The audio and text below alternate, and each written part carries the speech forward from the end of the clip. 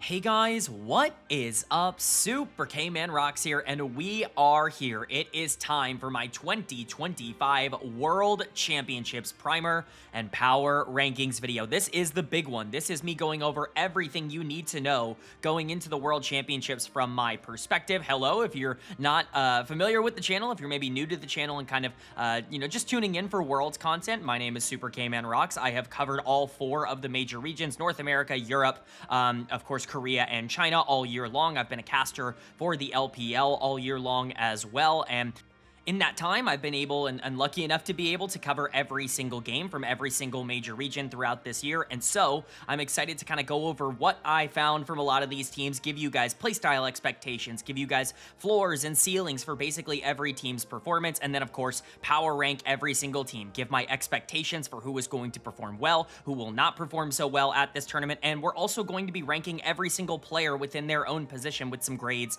for them thrown up on the screen as well. So everything you basically need to know about this tournament will be here today. I hope you guys are excited. I know I am. If you are, let me know in the comment section below. There are going to be many things that you disagree with here today, and that is expected, and that is totally fine. Let me know what you like or don't like about the list, who's too high, who's too low, who am I underrating, who am I overrating. Would be very curious to know where kind of the general consensus, maybe isn't the exact same as mine. I know I'm not always the most online in the entire universe when it comes to the community, and that means that sometimes my perception of what is expected and what is not is maybe a bit different than what the community actually is. Take yesterday's top 20 players at Worlds video, for example. Small plug if you haven't checked it out. It's up in the iCard. Please go check it out. We put a lot of effort into that video, just as we did with this one. But I presumed that the conversation around a player like Canyon would be, why is he not in the top 5 versus a bunch of people saying, why is he anywhere near top 10? It's just one of those things where it's clear I'm a bit disconnected from the league community because I spend most of my time watching games and not necessarily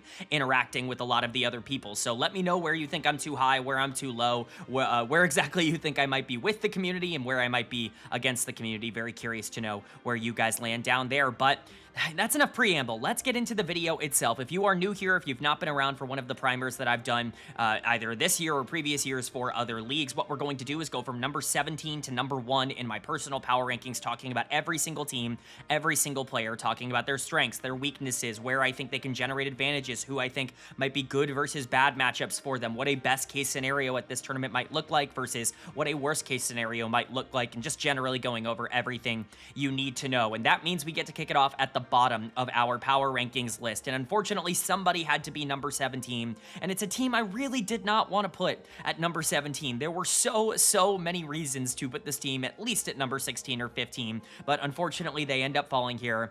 It's Vivo Stars for me, the number 2 seed from the LTA, coming in at number 17 in my power rankings. And again, I really did not want to do this. I did not want to, take a team that just got second in the LTA tournament, the LTA championship, and put them as the last ranked team. But I think the big problem for VKS at this tournament is I just do not think they're going to match up well into basically any of the competent teams. I think it's actually fair to say that they might have a better shot of beating some of the other teams around their tier or around their power ranking as anybody else once you start getting into like the 0-2 Swiss stage matchups, right? I think VKS might actually do a little bit better than some other teams, but their matchup against any team who knows how to play the map, I think, is worse than basically anybody else. And so, unfortunately, just with the way that these power rankings end up breaking down, they come in at number 17 for me. Let's quickly talk about what you're seeing on the screen, kind of get that out of the way, and then, of course, we can go in to the VKS analysis. Of course, the team name at the top. You can see what seed they are. In this case, VKS are the 2nd seed from the LTA. Officially, their power ranking, in this case, number 17. And then in parentheses, you're going to see a grade. I've kind of tier listed every single team in this ranking as well, and every single player,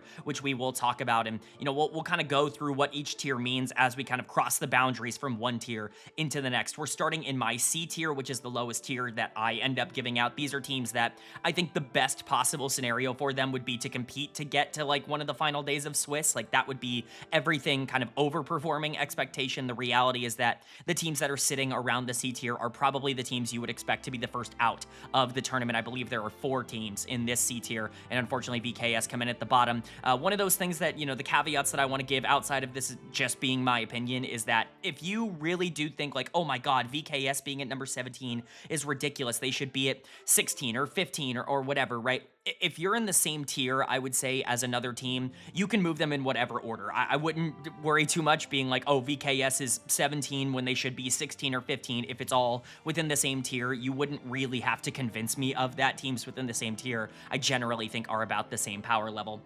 You can see their stats from the summer split, a little bit below that: game duration, first blood percentage, dragon percentage, GD at 15. All of those ranks are for teams at the tournament. So VKS, for example, it has a first next to first blood percentage. They are first among all teams at this tournament in first blood percentage. Obviously, that's a little inflated because they played in the LTA South, but certainly something to at least keep in mind. And then, of course, all 5 of the starting players at the bottom, they are now color coordinated based on the tiers and the grades that I have placed them in. We'll kind of figure out what those grades and colors are, associated with as we move forward. But just for a general guide, anybody within the A's is considered a top tier elite player that is likely a top 10 player in the world. Anybody within the B's is a very solid and good player at the world's level. Obviously B plus is different than B minus, but like a B plus player is on the borderline of being a superstar top 10 player in the world. A B minus is like, you deserve to be at Worlds. You are a Worlds caliber player, but you might not be a difference-making Worlds caliber player. And then the C's is where you start to get to like,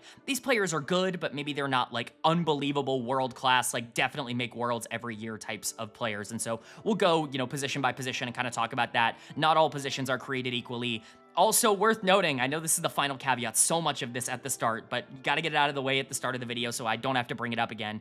Every single player is also ranked within their own individual position. You can see that with the number in the parentheses next to the grades. So, Miru, for example, here is a B minus graded mid laner. He is the 15th mid laner, which you can see from the 15 in parentheses. My 15th ranked mid laner at this tournament. Not all positions are created equally. Trimby is the 13th rated support, but he is a lower grade than the 15th rated mid laner, because there are more good mid laners at this tournament than there are supports. It's just kind of how things go. That should be fairly obvious to basically anybody, but it's certainly something I've gotten comments on in the past, so I wanted to point it out. But that is the preamble. That's all of the obnoxious stuff out of the way. Let's get into actually talking about Vivo Keystars and what their team is looking like. You can see their lineup here at the bottom of the screen. Their lineup is, of course, Boal in the top lane, Desamis in the jungle, Miru in the mid lane, Morteus at AD carry, and Trimby at support. I was really impressed with this team when I went back and watched their tape for the LTA South. I talked about this a ton when I was covering the LTA Championships on this channel, where I don't think people expected them to beat 100 Thieves. I don't think that they were favorites in that series, but,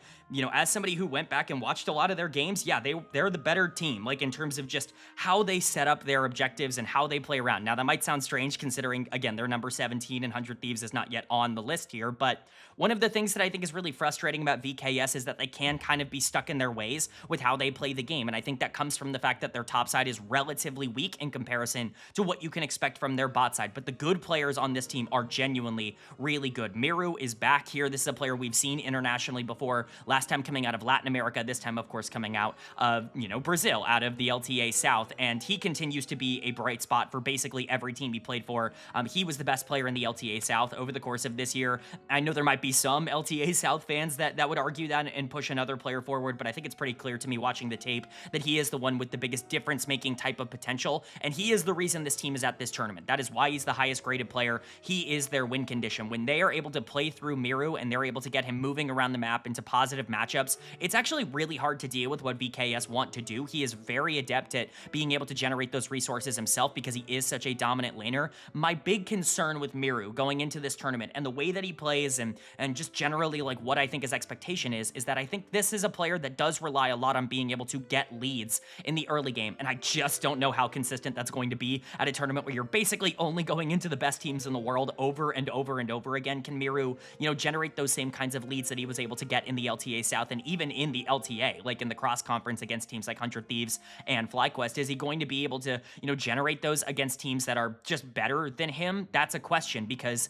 that's kind of their main way of winning games. When I say that VKS is really, really difficult to take down when Miru wins, it's because, that's like their one game plan. When he doesn't win, things kind of fall off the rails. I do want to say, I like this bot lane a lot. I talked about this in the LTA. I think Morteus took a huge leap over the course of this year. This is the best he's ever looked, in my opinion, as a starting AD carry. And of course, Trimby coming over from the LEC, I think has been nothing but a good addition for VKS. It's clear that these two on the bot side are very willing to take a late game carry type of approach. Trimby Trimby is a phenomenal laner and can really kind of guide Morteus, I think, through the early stages of the game where he was a bit weaker over the course of this year, and then Morteus can do some awesome stuff in mid-game skirmishes and late-game team fights. I think that is a very nice backup win condition, but again, you just heard me mention Morteus is kind of their late game out. If they want to generate early pressure, it's got to come through Miru, and this is where it starts to get concerning because I just don't think this top side is going to be good enough to go up against a lot of the other players at this tournament. Dasamis, I think, is solid. He's an okay jungler, but like okay junglers just don't do particularly well at Worlds. Like he's a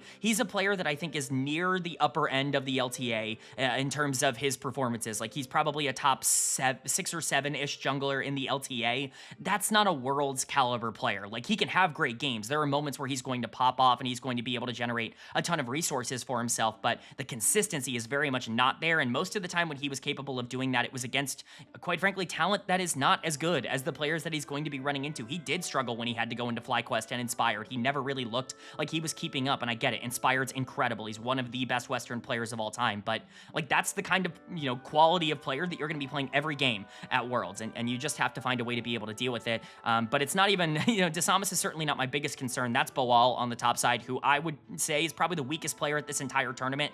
His tape did not stand out in any real positive way. I think he was kind of getting slaughtered on the top side in terms of his laning. His late game really isn't all that exceptional. He is definitely a weak link that I think a lot of teams are going to look to capitalize on. But I do want to say VKS do have ways to win games. Again, there's not one clear-cut awful team at this tournament. There is a real case for VKS to even be like near the top of this C tier, closer to 15 or 14 in these power rankings if everything were to click. Because if you can get Miru ahead, and if Morteus and Trimby do play like they did domestically, Dasamis isn't a terrible player. It's just a really good jungle class here at the World Championships. Like, there are ways for VKS to be able to win games. I just think that their pathway is a lot more difficult than it is for other teams who have either clearer star players, which we'll talk about a bit later, or alternatively more versatile strategies and more lanes that they can play through in order to generate their wins. But VKS certainly not the prototypical last place team at Worlds. Then moving on to number 16 in my power rankings and staying within this C tier of teams that I think would be lucky to get, past the first or second round, I guess, of the Swiss stage to actually get a win here. Unfortunately, we're staying in the LTA. It's 100 Thieves coming in at number 16 for me, the 3 seed from the LTA. Again, I think there are a lot of people that are going to put this team dead last at this tournament, and you know what? I can't even really disagree with that all that much. I think that there is some validity in saying that 100 Thieves is maybe the worst team at this tournament in terms of expectation, but I think there is just, I have too much faith in Quid as a player to say that this team has nothing going for them. Do I think that there is a way to take 100 Thieves out of this? Yes, but I think Quid's inherent mechanical ability should be good enough to be able to elevate him to be competitive enough to be top 16 instead of top 17 in terms of teams here. But certainly, I do not believe it's by like a huge margin. I absolutely think there is a world here where 100 Thieves are just terrible. They bomb out and are the first team out of Worlds. I certainly wouldn't be all that shocked if that ended up coming to fruition. So let's go ahead and talk about it. Their lineup is looking like Dokla in the top lane, River in the jungle, Quid in the mid lane, FBI at AD carry, and Ayla at support. There are some pluses and minuses, I would say, generally speaking, to the way 100 Thieves have built their team and kind of the team building strategy that they've taken. The plus, obviously, is that they've maintained cohesion over the course of a year. Only one change from when they were at Worlds last year, which is, of course, Dokla coming into the top lane, and that change was made relatively recently. Sniper played a majority of the year as the starting top laner for 100 Thieves, but Dokla comes in going from coach to starting top laner once again here in the middle of the summer split, and they never really look back. They look infinitely better with Dokla on the top side. Do I think it's because Dokla is a monster? Not really. I think Dokla is a very solid player, but he's kind of the example of a good top laner that can be kind of, difficult to plan around because he can have good performances and terrible performances, and you just don't really know what you're going to get on any given day. We'll talk about his experience that he's had in the past, but really any conversation around 100 Thieves has to start and end with their middle of the map, with River and Quid as this duo. Of course, River potentially retiring after the end of this tournament, Quid being kind of this big player that, 100 Thieves, this is their last year as an organization ever. We already know that Sentinels is coming in to take their spot in the LCS in 2026. Like, Quid is the biggest free agent on the market right now. These are the two that have the most to prove, I would say, for 100 Thieves. And if they ever have a chance to be able to overperform one of these bottom 1, bottom 2, rankings for them in a tournament like this, then I think it's going to have to be up to them. Quid is certainly good enough to be able to make a gigantic impact on the world stage. He's one of the highest rated Western mid laners at this entire tournament. He comes in 10th for me in terms of mid lane rankings, and he's a B graded player. Like, this is genuinely somebody who I think has more than earned a spot at Worlds. For me, he is the best mid laner in North America, and I think he proved that over the course of this year. He continued to show that growth that he had a lot of over the course of the past year, but people will remind me that this guy wasn't very good at Worlds last year when 100 Thieves ended up bombing out in the play-in stage, something that North America traditionally just never really did, lose in that play-in stage. I'll say to that, like, there was a lot wrong with that 100 Thieves team. Sitting there and saying Quid was the only issue or even the biggest issue on that team, I think is just an inherent mistake. I think both Sniper and River had terrible tournaments last year around Worlds time and just couldn't really ever get the ball rolling. It was hard for Quid to generate that momentum he's so good at playing on in the early game. But, you know, the big question mark is, can Quid be the guy to step up? He wasn't exactly that superstar against Miru when they were fighting it out for that number 2 seed to go to Worlds here from the LTA. Now, the question is, can Quid overperform that performance and actually get back to what we expected of him? I'm going to lean more on the side of yes, and that's, again, why this team comes in at number 16. But overall, I think functionally, these two teams are very similar. I just trust River a lot more than Desamas, and again, that's why I think 100 Thieves is coming in here. He's going to get a B- grade. He's coming in number 14 in terms of the junglers at this tournament. I'm not the biggest fan of River. I've never really been the biggest fan of River. I know that there are a lot of real big River believers out there, and I've kind of had to push back a little bit on the hype, especially last year, where it felt like he was getting propped up a lot more than maybe he deserved. We'll just say that. Like, I don't think his 2024 was everything everybody made it out to be, but I think 2025, at least towards the end of the year here, has been the best he's looked in a while. I think his playoff run for 100 Thieves and then subsequently his performance in the LTA championship was actually pretty impressive, and he is probably the biggest reason why this team is at this tournament in the first place. I think if these two can get online, this team could be a really major threat to beat up on a lot of the other teams towards the bottom of these power rankings, a lot of the other teams that maybe don't have the same kinds of expectations to go super far in this tournament. Like, that's the kind of, you know, duo that you can have that can really elevate you. And it's not like the rest of this team is full of players that I think are going to run it down. FBI and Ayla are fine as a bot lane duo. Ayla's maybe not all that spectacular mechanically speaking, but he's very stable. He is a good playmaker. He's aggressive in terms of the way he looks for his engages. He's just not always going to have the hands or even the advantage in the early 2v2 to pull off every play that he wants to go for, but he's certainly fine enough to have as a starting support here. FBI is certainly not the player he was at the beginning of the year. He's your prototypical, you know, jack of all trades, master of none type of ADC. I don't like making this comparison. You know, we'll talk about this player a bit more, but he's kind of like a slightly worse version of Dectum over on KT Rolster, where you can kind of expect him to do a little bit of everything. He's a good laner. He was a great laner, but that's not necessarily there anymore, and he's become a much better team fighter in terms of how he plays the later part of the game, but he's not really exceptional at anything. I think he's a good player, and you're happy to have him, but again, not somebody that I expect to really elevate this team. And then Dokla in the top lane, for somebody who's kind of considered to be, you know, I don't want to say a team saver, but for somebody who kind of came through this system and kind of got rejected and had to go back down to tier 2 and reestablish himself before he got more opportunities at tier 1 and has made the quarterfinals of Worlds before, he's a very feast or famine player. This is not the stable weak side top laner that I think a lot of people associate with, you know, certain NA like weak side top lane players. Like, that, he's just not built in that mold. He is going to play aggressive. He's going to look for counterpick in a lot of these drafts, and when it works, it looks good, and when it doesn't, it looks terrible. He can have really good games. Again, he's made the quarterfinals of the World Championships before, but I just don't know if I believe that the form that Dokla is in right now, is it the best he's ever been in? No. I still believe that, you know, what he was in 2023 for that NRG team was definitely a bit better, and even now, like, even though he is looking good, like, go watch that series against VKS. Like, he just was not good enough in that matchup against a player that he absolutely should be better than in Boal. So, you know, there are some pluses and minuses to 100 Thieves, definitely. Like, this is not a team that I can guarantee is going to have any success, and if you did want them at number 17, I do kind of understand, but for me, River and Quid are just too consistent in the phase that they're currently in for me to say that I expect them to be the worst team at this tournament. I just don't really know how far they can actually get. But then moving on to number 15 in my power rankings, and it's a team that on paper, when you look at the names on this roster, you would think they would be much higher on this list, but it's never come together for them throughout this year. It's PSG Talon coming in at number 15 for me, the number 3 seed from the LCP. This was a rough tape watch. I'm going to be totally real with you. This is a collection of players that I just do not think are playing well right now. There's not really a lot to talk about when it comes to PSG Talon. I think that their synergy is very low. I think that their ability to control the map in the early game is okay, and they do at least have an idea of what they want to do with some of the resources that they generate, but man, this team just does not have an X factor right now. It's weird to talk about because you have so many legendary players on this team. Basically, everybody on this team has been to multiple international tournaments. Players like Karsa and Maple are, again, legendary. Betty went over to the LPL and had at least a successful career, at least a career in the LPL, despite how successful you want to make it out to be. And players like Aja and Woody have been to multiple international tournaments. But the weird thing is that you look at this team and there's absolutely nobody that, if the game is neutral or completely tied up at 25 minutes, that I expect to step up and just win you a team fight. Like, it kind of feels like a lot of the energy has been sapped from this roster. So we'll go ahead and talk about it here. Their lineup is looking like Aja in the top lane, Karsa in the jungle, Maple in the mid lane, Betty at AD carry, and Woody at support. Kind of hard to really talk about where I think their strengths are, because I think most of this team just kind of comes from the same place, like in terms of how they play. And I think that that is the most frustrating thing for me, is that you would look at the middle of this map and kind of say, oh, you know, like we just talked about some really good mid laners. We just talked about Quid and we talked about Miru coming out of North America, or I guess coming out of the Americas region. And Maple should be right there with them in terms of, you know, his performance.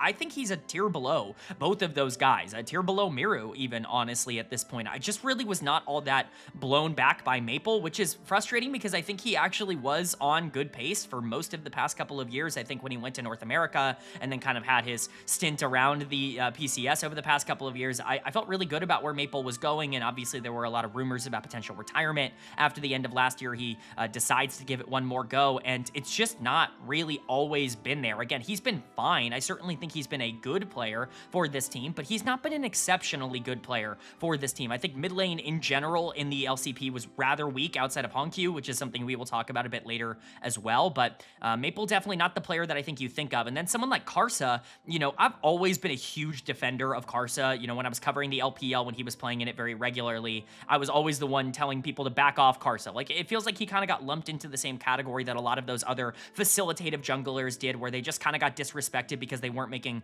big pop-off types of plays. Players like Tarzan, players like Peanut, that I think are finally starting to get their recognition, because you can only win so much before people like stop, you know, calling you not a winner, right? Like, it just is what it is. Unfortunately for Karsa, he has not recovered basically since leaving the LPL. It's never really felt the same. And again, this is the roster that it's supposed to be for. This is the biggest organization arguably in the LCP in terms of actual results, and you've got a pseudo super team here, many former Flash Wolves players coming together to try and become that #1 team from the region, and Karsa's just not really done his end of the wait. I think he's been good, but very much could be a final year for Karsa type of showcase here. Betty and Woody down in the bot lane, I think, are the other two players to kind of at least talk about here. Both of them are just kind of meh. Like, Woody comes in as the number 17 support. I've never really been the biggest fan of Woody. At times, he's overperformed at international tournaments. I think his domestic play has always just been kind of fine for me. Again, there have been ups and downs, I think, for him over the course of his career. I think if there is going to be any sort of surprise playmaking, it is likely going to come from the support position. But Betty as well, like, he comes in as my number 17 AD carry, my last ranked AD carry. Whatever you remember of Betty, it's just not the version he is anymore. He's not really all that good at generating leads for himself in the laning phase. He's certainly not the most proficient team fighter in the universe, although I think he's better in that phase than he is early. Like, he's just kind of an uninteresting AD carry, and it's a bit of a surprise to me that this team didn't try to look for someone else. I get it, like, synergy-wise, it makes some sense, but bot lane is fine. I think there are times where they're going to be the most dynamic and most important part of this team, but certainly not the one that I think is going to elevate them. And then you've got Aja on the top side, who is your prototypical good top laner. Like, I don't really know how else to describe Aja. He's been the same player over the past couple of years, where you can put him on a carry, and if he's in a good matchup, he's going to be fine. You can put him on a tank. He's pretty solid on weak side. Like, he's just good at everything. He's not really great at anything, and I think that's totally fine here for PSG. Again, there are games where he can smash lane, but most of the time those are in really good matchups for him and against competition that he should be able to beat. I think the thesis, as you're probably gathering for PSG Talon, is just a fine team that isn't particularly impressive. If you wanted this team number 17 at this tournament, I really don't blame you. I think there's less to get excited about, like overall excited about, for this team than there is about either VKS or 100 Thieves, who come in below them on the power rankings. I just think that they are much more consistent in the way that they play the game. Their early games are actually pretty solid because all of these guys are good mechanically, which you cannot say about VKS and about 100 Thieves, and even if they're not the most cohesive team in the world, they're all smart enough players where they're not making game-breaking errors. They just aren't exactly flying out of the rift and, creating these gigantic game states that they could snowball out of control. They're not, tempoing things into oblivion like I always like to talk about on this channel. It's really just a fine enough team that I think will do okay at this tournament. Do I think they have any chance of getting out of Swiss? Almost certainly not if they play like they did domestically, but at the very least, they are a team full of players that you kind of want to root for because of their history, and that's more than I can say about others at this tournament. But then moving on to number 14 in my power rankings, and this is going to be the final team in my C tier. Again, as a reminder, C tier teams are teams that I expect to be in contention for being first out of this tournament, but this is the team that I think is certainly the best of the ones we've talked about. It's Team Secret Whales coming in at number 14 for me, the number 2 seed from the LCP. This is just about as high as I feel I can realistically put them in these rankings, but there are some interesting pieces on this team. I think people who might not have watched a lot of the LCP might put this team a lot lower. I know that there are some big LCP fans out there that might put this team a little bit higher than maybe I would on this list, but I think this is a nice landing spot for them. I think they are competitive, but I don't know if they're necessarily as competitive as a lot of the Western teams. So let's go ahead and get into it. Their lineup is looking like Hero, O2, and Pun on the top side here. We'll kind of talk about both of them because they're very different players. Histo in the jungle, Dyer in the mid lane, Eddie at AD carry, and Taki at support. Some of these players you might be familiar with in terms of, what they've accomplished over the course of this year. And, some of them have played a little bit internationally before, but this is largely going to be a group of players that are, not very familiar to a lot of people who have only really watched international events, who aren't quite as familiar with the LCP. But that's what makes what they've been able to do over the course of this past split so impressive, because I think they've stepped up their game a ton. They're kind of like the anti-PSG Talon in a lot of different ways. And it's fun that they were able to take them down in the playoffs and get this number 2 spot, because I think they're significantly more interesting to talk about as a unit and how they end up performing. The reason I call them kind of the anti-PSG Talon is because they're a bunch of players who aren't very well known, who are very aggressive in terms of the way they play the map, and they're very good at pushing leads. There are 2 players in particular that I think you have to know going into this tournament. I think the main one here is Eddie down in the AD carry role. I think this guy is exceptionally good for them, and I think there is a chance that he is just way better than what I'm grading him out as here. AD carry, the AD carry pool, I'll say generally in the LCP is not that bad. It's pretty darn good, actually, in comparison to some of the other regions that we're going to talk about. And Eddie is a player that pretty clearly stood out, like, near the top of that list. This guy can absolutely take over games. He is very prepared to generate large amounts of resources for himself on the bottom side and then use that to destroy games. He's honestly a really impressive AD carry. The only hope for me is that he's actually going to be able to translate it to the international stage. I think Taki is a good player, and we'll talk about him now because we talk about the bot lane together. I don't think Taki is a superstar in the way that he plays, but Eddie certainly feels like a potential superstar here for Team Secret Whales. And if this bot lane is able to actually generate, resources and gold in the consistent way that they were able to do it domestically, oh yeah, they are not a C-rated team. Like, this bot lane certainly has potential to be right around where a lot of the weaker Western bot lanes are right now in that same vein. And the other player, at least for me, that I think you have to watch out for is Hero O2 on the top side. I know it's a weird shout because he does swap in and out with Pun. Poon? Let me know. I'm not going to say Poon unless I have to, so I'm going to call him Pun on the top side of the map, but Hero O2 is, your traditional wild card region top laner. Like, I don't know how else to describe him. Like, we talk about players like this every year. For a long time, Robo was the one getting a lot of discussions kind of in this aspect. Kiaya, I think, has fit this mold multiple times in the past as well. But this player that maybe doesn't play against the most consistent talent in the world, but is so dominant and so aggressive with the way that he plays that I just have to be excited about whether or not he can translate that to the international stage. Like, this guy is crazy. He's so aggro, and he basically only plays carries. That's why they do have Pun as well on the top side to come in and potentially play some weak side tanks if they need to. They basically, took the inspiration from every other LCP team this year who's running a 6-man roster and said, yeah, we've got a really good player who basically only plays carries on the top side. Might as well swap him in and out. But Hero O2 as a carry player is genuinely dangerous. He comes in as my 13th top laner at this tournament. And again, I'm not going to separately rank players on the same team. I'm going to give the team a general grade for the top lane position. 13th is technically the grade for Team Secret Wales' top lane position, but basically all of that is being carried by Hero 02. I really want to see more of him at this tournament. I would be very disappointed if Pun actually played a lot of games, not because I think he's terrible, but just because I really, really do want to see Hero and see if he gets the chance to pop off like he was able to domestically. But this is where we start to get to the mid-jungle duo, and this is where I think things get a little bit more contentious for Team Secret Wales. Histo in the jungle, I think is good. He's solid. He's fine. He's not quite the concern that I think someone like Dasamus is for Vivo K-Stars, where I think there are some genuine traits for, Dasamus that aren't going to translate well to the international stage. The thing about Histo is he's just not a particularly impressive jungler in the way that he plays. You've already got your carries kind of defined on this team in Hero and in Eddie, at least in my opinion, with the way that you play. And so Histo, to me, always seems to kind of be falling into a more skirmish-heavy role to get them into those good spots, and he's not super good at that. Like, he's good enough at it for this team to be able to function in the way that they play the game, but I think he is the type of player that could be taken advantage of by a really good jungle pool here. And then the one true weakness of this team to me is Dire in the mid lane. He is the weakest mid lane at this tournament, at least for me. I feel pretty confident in saying that. He comes in number 17, and I believe he's the only mid laner to come in the C tier for me at this tournament as well. Just was not impressed with Dire's tape. He's not a good laner. He's an okay team fighter, but he's basically always behind in golden resources, and that's domestically. Like, that's already a concern. I get that this team doesn't really put a lot of resources into the mid lane, but I just was not impressed with the playoff tape in particular that this guy ended up showing. He was really exploitable when they went up against the Oysters, and that's obviously one of those matchups that you just kind of have to be good enough in. If you can't be competitive against the Oysters, which they were competitive, but like if Dire in particular is not going to look good against the Oysters, then I think things are going to be a bit problematic for this team in that regard. But there are real talented pieces on this team. Again, Eddie and Hero, I think, are two players that I really want to see actually live up to my hype and my expectations for them at this tournament. I just don't really know what you're going to get out of the middle of the map, and that might arguably be the more important piece in the way that the meta has broken down, but it's certainly good enough for me to put them at the top of C tier and above a lot of the other teams that don't necessarily have the same kind of upside for me.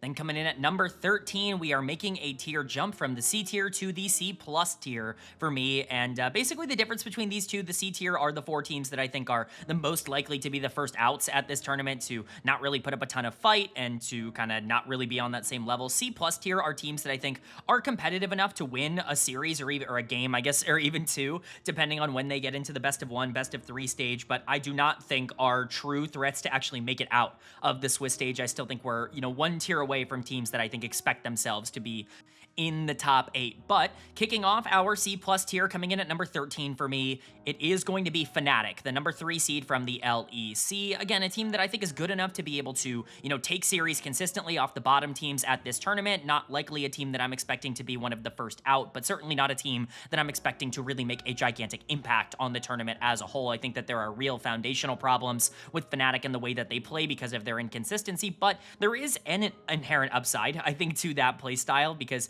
with inconsistency comes the potential for, some good plays if they end up being made. But this team was a shock to even be here. So, we'll go ahead and talk about it. Their lineup is looking like Oscarinen in the top lane, Razork in the jungle, Poby in the mid lane, Upset at AD carry, and Mickey X at support. You'll notice that the rankings are very weird on this one. Oscarinen, the only player not coming in at a B-. I like Oscarinen, and people just continue to lambast me for the fact that I'm not the biggest Oscar fan in the world. We got to see the real Oscar experience in the playoffs, where he stepped up and mega carried Fnatic to the World Championships by demolishing Kana and demolishing K-Corp, and then he went up against Movistar KOI and a player that he actually is or should be better than in Mirwin on the other side of it, and just completely gave away that entire series. Looked absolutely terrible. That's the Oscarinen experience. Is one day he's great, one day he's not. We're starting with him because I think people are going to be the most interested, but he comes in as the only C+ player on this team and also the third highest player in his own individual role. Again, I cannot reiterate enough, not every single one of these positions is created equally. Oscar is good as a player. I wouldn't say he's exceptional. Again, he's pretty flippy in the way that he plays, but when he does lock in and say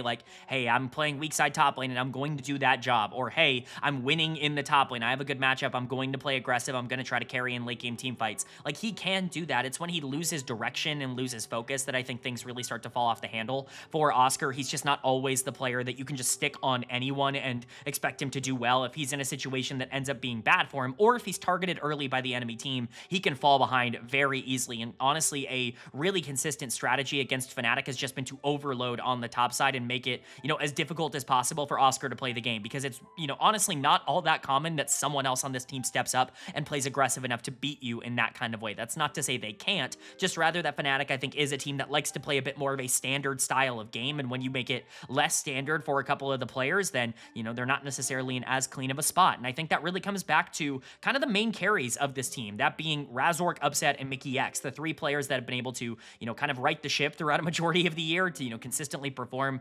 Razork's just such a tough player to try and discuss because he really is like super one-dimensional, and I don't want to invoke this player's name by saying that he is this player. He is a significantly worse version of this player, but like Razork is just a worse version of Cuz. I'm full in on that comparison now, where like his early games, when they go super well, when he's able to generate a ton of tempo, he can look incredible. And his when his early games do go well, it's in a way that is really impressive to watch. He's so adept at being able to generate resources for himself, and he snowballs games faster than almost any other jungler at this tournament. The problem is, if he doesn't have that lead, if he isn't able to generate a gold lead in the early game, you can call him maybe the worst jungler at this tournament. Like, he really is that flippy in terms of what part of the game he's in. He has to have a lead in order to play anything after 20 minutes. It's just staggering to watch Razork just lose control of the entire map and forget how to play, macro situations when he's down in gold. It is really frustrating, but it's always been a problem for him. Hopefully he can generate resources in the early game. He's not been very good at international tournaments in the past because he isn't good at playing from neutral, and really good teams are really good at not giving up early game leads, but Razork is a very talented player, so you would imagine he should be able to perform a tad bit better than maybe what I'm, kind of projecting for him. But the bot lane is the other part of this that is both a blessing and a curse for this team. Upset and Mickey X have certainly been the strength for Fnatic, and in my opinion, have been one of, if not the best bot lane in the LEC over the course of this year. The big problem for them is that they are very structured. They are very rigid in the way that they play. Upset wants to play slow, wants to generate resources, and then try to take over in the mid to late game. He is almost never going to put his neck on the line for a mid-game skirmish that may or may not work out. He's a KDA monster for a reason. It's because he's almost always going for plays that are 80-20s instead of those, 60-40s. He's not really the kind of player that wants to involve that kind of game plan, and that's why it's so successful to overload someone like Oscar Inin, because Upset has a propensity to maybe not call for counter-aggression on the other side of the map, or to be the focal point that ends up generating a lot of those resources. I do think he's gotten better at that on Fnatic than he was on any other team, but it certainly still is something that is noticeable for Fnatic. He is kind of a product of what the game state is looking like at that point. His KDAs will look good even in losses, but sometimes the gameplay gets a little bit too passive for me, very Teddy-esque in that regard. And then Mickey, I think, is probably actually the best player on this team. He is aggressive. There were times where he's a bit over-aggressive, but I think most of the plays he's gone for over the course of this year have just been good. I wish I could rank Mickey higher in terms of these rankings, but unfortunately, I just don't know if he's going to have that kind of impact on the tournament as a whole. He still comes in as a top 10 support, which, again, support's a pretty decent role at this tournament, so you're not worried about that too much. But Upset and Mickey kind of need to get a lot of resources and a lot of gold in the early game for Fnatic to have a real chance of being able to, I think, duel a lot of the other actual good teams at this tournament.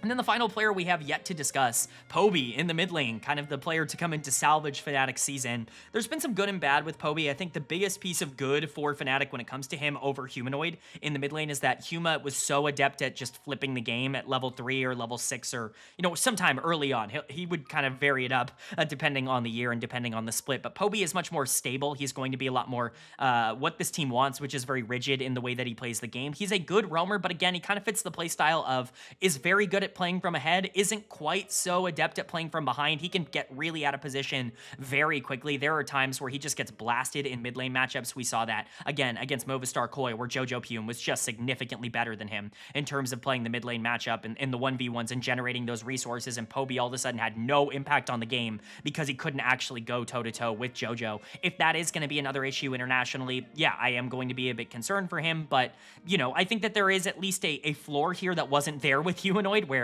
on any given day, Humanoid would throw the game away, even if his high was maybe a bit better than Poby's. So for Fnatic, you can just kind of see where they're at. They're a flippy team that is somehow very rigid and very structured in the way that they play the game, and that's not really a great combination. I'm kind of surprised to see them at this tournament, but the fact that they are here is good. I think the LEC is okay. You know, I'm certainly not going to be the highest person on the LEC. I don't think their domestic play was very good over the course of this year, but, you know, this should be a team that at the very least is scary to, you know, the bad teams at this tournament. I just don't really see a lot of upside for them to actually be a team that competes to get out of Swiss. But then now moving on to number 12 in the power rankings, and this is actually going to be the top of the C+ tier. There's only two teams that I consider to be like better than the bottom tier, but not teams that I'm expecting to compete to get out of Swiss. And coming in at the top of C+, it's Movistar KOI coming in at number 12. LEC fans might not be super happy about the placement of this list so far because, you know, two of their teams are teams that I'm not expecting to do so well. But hey, you're doing better than NA right now at the very least, or LTA, I should say, on the other side, with their second and third seeds getting the bottom two spots on this list. That being said, KOI has a lot of inherent problems and a lot of inherent positives as well. I'm just worried that a lot of those positives might not be as easy to bring out on the international stage as they were domestically, because this is one of the few teams that really just does rely on their individual skill. And while they are really talented as players, it's not always going to be as simple to be top 8 in the world when you're, you know, just hoping that you can get some of those early game leads and that you can play these team fights better than the teams that you're going into. So let's go ahead and talk about it. Their lineup is looking like Mirwin in the top lane, Elyoya in the jungle, Jojo Pune in the mid lane, Supa at AD carry, and Alvaro at support. The big player on the team here is Jojo Pune. I know that some LEC fans might disagree with that, but he is certainly the one that I think they play around and play into the most in terms of his play style. I think Jojo's grown a lot over the course of this year. It's clear that he's, for whatever you want to say about Jojo in the past, I don't think it's ever been fair to say that he's not, you know, somebody who has tried to grow and evolve as a player. You know, you can talk about work ethic concerns, but they're not something that I think anyone realistically has ever taken seriously with the context of Jojo Pune. That being said, I don't know if he's ever taken as much of a leap in terms of play style across an entire year as much as he has so far in 2025. He's gone from being a player that basically needs to be strong side for this team at the beginning of the year, where if you're not camping him and putting him into a good spot, this team really struggled to win games. It's why they were like the perennial 4th best team in the league at the beginning of the year, to somebody who I think you don't have to think about as much. And that's not, you know, a slight on Jojo. It's just more so like he can carry, you still can play into him. But one of the problems for this team at the beginning of the year was that if Jojo wasn't fed, they didn't really have a clear win condition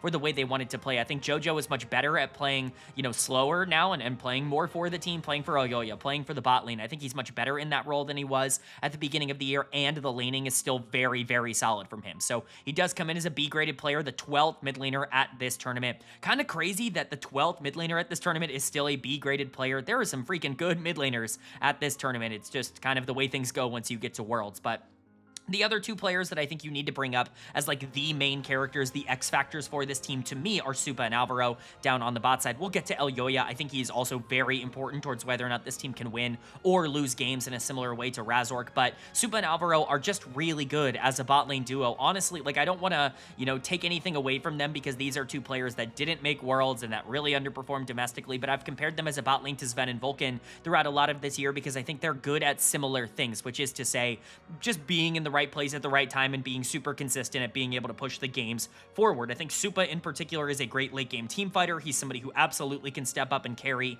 this team throughout major circumstances. The question is, can he do that against top tier competition? He was excellent in the play-in stage last year at Worlds, and then not so good in the actual Swiss stage of Worlds. But, you know, I think he's grown over the course of this year. He's somebody who I've always really liked. Very stable, very consistent, not a superstar, ironically enough, considering his name, but like the definition of a very good AD carry, maybe not a great AD carry. And then Alvaro, he is the player that I think has the inconsistency to be great in that kind of way, where certain games, this guy's going to be phenomenal. And one of the things I've always praised Alvaro for is I don't think there's a single support, maybe in the world, but certainly in the West, that is nearly as good at playing from behind as Alvaro is. Typically, this is one of those roles where if you have to play from a bad game state, it's going to be really hard for you to feel effective or for you to feel like you're actually accomplishing anything. You're going to rack up the deaths because you're the one who has to sacrifice themselves on the front line for the team most of the time with the way people draft him. You know, it's just not really a glamorous role when the team is losing. But Alvaro, probably the one support that I've watched throughout this year that is consistently making plus plays and dragging the game back once his bot lane or his jungler ends up going really far behind. It's actually crazy how good this guy is at being able to salvage bad game states. He still is very good from ahead, but I think that really is Alvaro's superpower, is being able to turn losing games into winning ones out of the support position, a role that you just don't traditionally see that trait out of. So that's the big thing thing for Alvaro. His engages are phenomenal. You cannot give this guy champions like Rel. He is going to demolish you on it. That being said, if he's on something that has to be a little bit more careful how they end up positioning, or alternatively, if he's just not a playmaker, sometimes he can fall a little bit behind in terms of the laning stats, and so that is why he ranks a little bit lower than maybe some of the other supports at this tournament, but his upside is ridiculous, and I think that there are plays that Alvaro makes that even players above him in these rankings just aren't capable of making. I really do like this bot lane. I just don't know if they're game breakers in the same kind of way that you kind of need to be if you're a B at this tournament. Elyoya coming in as the 12th best jungler for me. This feels about right. Elyoya has his ups and his downs. You know, we know this guy can be really good. For a long time, I just called him the best jungler in Europe. I think basically from 2022 to 2024, he held that title in my brain for just being the best. And, you know, there have been times this year where we've seen it. He looked incredible when this team won the league in the spring split. He was the finals MVP, I believe, of that spring split. I don't know if he actually got it, but I certainly gave it to him in that series. And I think he more than earned it. He was exceptional. Him and Supo were kind of the two big carries during their playoff run. But it's the regular season. It's the fact that they go into G2 in the finals and Elyoya looks terrible in that series that really gives me a lot of pause as to whether or not this guy can really be an international difference maker. For now, it feels like a lot of the Western junglers kind of fall into this same, you know, I guess vat of players and like the same grouping of skill right now where they're good, but I don't know if they're good enough to consistently go up against the Eastern junglers, the players from the LCK and the LPL. They might just be like a half a tier down from a lot of those players, and I think Elyoya unfortunately just falls into that category where he's good at everything, but he's not exceptional at everything. He's grown into being a better carry player, and he's certainly grown into being a better facilitator. I just don't know if he's a superstar at either of those things. And then there's Mirwin on the top side, who has taken strides over the course of this year. I think his 2025 was better than his 2024, but he still is a limited player, right? The whole scouting report on Mirwin last year was, if you get this guy on any meta top laner, he's going to lose. Like, that's just the way that it goes. He's grown out of that, I think, a little bit in the fact that he's gotten really good at Cassante and Mbessa throughout this year, but your champion pool is not two champions. Like, I get it. It's Cassante and Mbessa, and then all your counter picks, your Varus's, your, you know, Vex's, whatever, on the top side that end up being, you know, hard counter picks to whoever you're going into, your Gallios that he was willing to pull out throughout a lot of this year. I just don't really see that production coming in on the champions that he needs to pilot. He's not really that good at Rumble. He's not good at Sion, and he's not good at Ornn, and these are important champions to be good at. He's not even really good at Renekton in terms of how he's played it on the professional stage, at the very least, at the tier 1 level. Mirwin is still very limited in the way that he plays the game, relying on a lot of those counter picks on those weird matchups, and then defaulting to some of the bruisers that are going to be taken away from him at Worlds for a large portion of time. But if you can get him onto a solid pick, I do think he's better at being able to stabilize and go neutral than he was last year, where he was much more feast or famine. That being said, look at how Movistar KOI is set up. They're a good team, but like, who do I trust on this team to really be better than the players coming in from the East? There really isn't anybody that I think stands out as like a superstar. I think JoJo can have those kinds of performances. Supa, I think, can also have those kinds of performances when Alvaro and Elyoya are playing well. The problem comes down to, do I think this team is good enough to get out of Swiss? And the answer to that is resoundingly no for me. I think they have their backs up against the wall, which is why they come in at the top of C+ tier. Of all of the teams that I can't imagine getting out of Swiss, they're the best one. Like, I think that that's pretty abundantly clear. Unfortunately, you know, that does keep them down towards 12th in the power rankings, but a team that I think should be fun to watch at this tournament.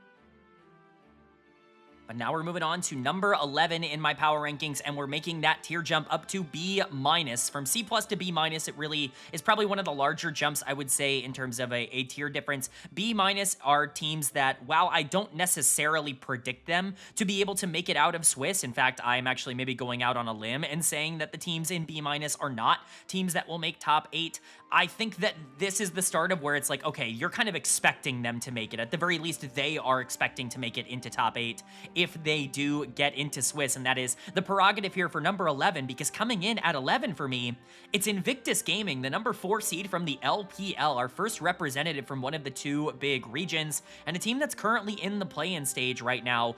They have to win or go home against T1, and spoiler alert for, you know, I guess how this list is breaking out. I mean, I guess it's not a spoiler because you haven't seen T1 yet, but I don't favor Invictus in that series. I certainly do not think that they are the team I would expect to come out of that series with that spot in Swiss. That being said, even if they did, like, even if this was a team that was in Swiss stage, I don't think I believe in them to get out of Swiss anyways. Like, even if it was 17 teams in the Swiss stage and Invictus had just as much of a shot as everybody else, I don't think this is a top 8 team at the tournament, and I'll kind of go over why. For now, their lineup is looking like the Shy in the top lane, Away in the jungle, Rookie in the mid lane, Gala at AD carry, and Mako at support. You might look at the numbers and the grades and see like a clear difference between this team and the teams we've talked about up until this point, but, you know, while I do think there is a tier jump, I think this team is less than the sum of their parts in the way that they play the game because of their playstyle. Again, not to like, you know, plug myself or toot my own horn too much, but I did get a very lucky opportunity to cast for LPL English throughout basically all of this year. And so I got to see a lot of Invictus, not that I don't normally see a lot, but I got to interact with the community, I think, a lot more about Invictus Gaming than maybe I had in some previous years. And I think it's really interesting to see the dichotomy between how, you know, casual fans view them, how medium fans view them, and how hardcore fans view them, because I think all three kind of end up going in very different directions. There are a lot of people that want this team to succeed. I just don't necessarily see it in their gameplay. Even the players that I rank relatively highly here are super inconsistent. We can start with the solo laners because they are the core of Invictus. They're the two that they brought back that got this team a world championship in 2018. Do I think they're living up to that standard? Kind of. Like, there are times where they do. The Shy was first team all-pro top lane in the LPL throughout all of the summer split. He was a lot of people's best top laner. Like, it was not really all that hard to determine who the best top laner in the regular season was. And then this guy just mega disappeared in the playoffs and in the regional qualifiers. He was non-existent. It's basically the opposite of what we normally expect out of the Shy, a player who historically takes the regular season as if it's scrims and just does not take it seriously at all, and then shows up when he has to at the World Championships. Well, in the big moments when this team was trying to get to Worlds, that's when the Shy was at his worst. And that's what concerns me, right? Do I think there is going to be a buff for the Shy now that he's gotten to Worlds? I kind of do. You know, I'm not saying that he's faker or, you know, anything like that, but there certainly is a little bit of that juice in him where the bigger the stage, the bigger the message that he tries to send, the more he certainly tries in the game. I just don't know if I rely on him, you know, being consistent enough to carry this team into where they need to get. I think he's certainly a player to watch out for. And then, of course, Rookie in the mid lane, the other solo laner to bring up here. You want to talk about like up and down moments for Rookie? Oh boy, has this year been up and down. I mean, there have been moments where this guy has looked nowhere close to being a top, 4 or 5 mid laner in the LPL. Like, he's, washed in all of this conversation about like, oh, top esports Rookie. I was talking about it a lot over the course of this year. We're in winter and at the beginning of spring, and I think for most of spring, we were looking at top esports Rookie, a player who was fine, but certainly not exceptionally good and would lose quite frequently in the 1v1. And then again, summer split was so much better for him. He was awesome in the regular season, a true all-pro caliber mid laner, and it all, again, kind of went away in the playoffs. They relied so much on Gala to be able to carry them in those big best-of-5s, and if the Shy and Rookie are going to play like that, they're going to be the 11th best team at this tournament. Like, that just is what it is, and you can see that because I ranked them here at 11th, that's kind of what I'm expecting from Invictus, but the reason that they're here in the first place, at least due to the regional qualifier and at times in the playoffs, is Gala and really Mako to a smaller extent, but still Mako on the bottom side here.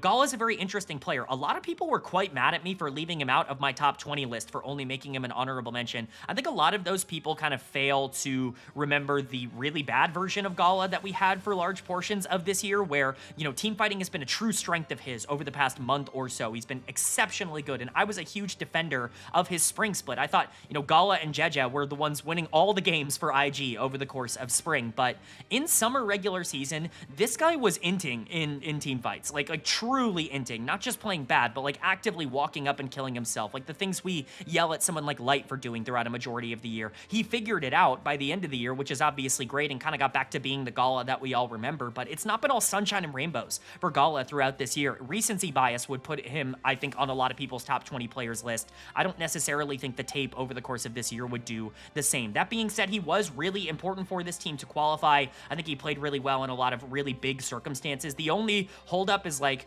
every single time he went up against a team like Top Esports or Bilibili Gaming, he would invariably play worse. And I think that that is genuinely a concern, that Gala could just be one of those players who might be taking advantage of players that he's better than and not so good at going up against the best in the world. But for now, I still feel good enough about Gala, especially in the 5v5 stage, to keep him pretty high on this list. And Mako falls into that as well.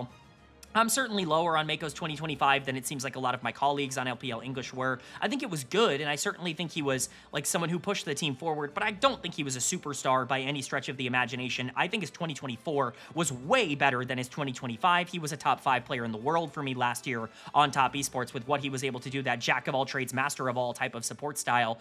The same effect has not really been there on IG, but I do think he is starting to get a bit more consistent with the way that he's playing his mid games, and of course Gala being such a good team fighter makes things easier on Mako because he can afford to maybe not be as aggressive in the early game. So I think he's kind of settled into his spot. But the one big weakness for this team when you're talking about, competing against a lot of the teams that want to make it out of Swiss is Wei in the jungle, who's just not a very good jungler. I've always been, low on Wei. I remember having that take back in 2022 when this guy was on RNG, and, everybody was really in love with that team when he was paired with Gala there. But Wei is just kind of a resource vacuum of a player. Like, he honestly reminds me of his elongated name counterpart. Is that fair to say? Wei? I don't think they're the same player or anything like that, but it's just one of those things where when you watch Wei, he's very slow to establish resources, but he also takes all the resources on the map, and so it ends up basically forcing the team into a slower playstyle. I think Wei is very exploitable with the way that he plays the game. That's why he comes in all the way down at my number 9 jungler at this tournament. I think that there are plenty of junglers I would rather have than Wei at this tournament, and I think Invictus can be taken advantage of through that jungle matchup. Add on to the fact that even a lot of the B pluses or the top 6 ranking players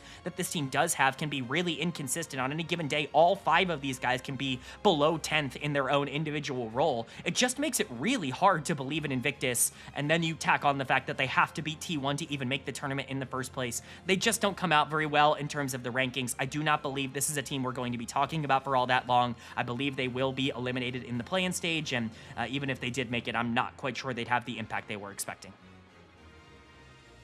But then coming in at number 10 in my power rankings, and the final B- team that I have in this tier is going to be probably my most controversial team selection of the entire video, my most controversial ranking. It's G2 Esports coming in at number 10 and in the B- tier, the number 1 team from the LEC. I have outside the top 8. I have outside of even the B tier.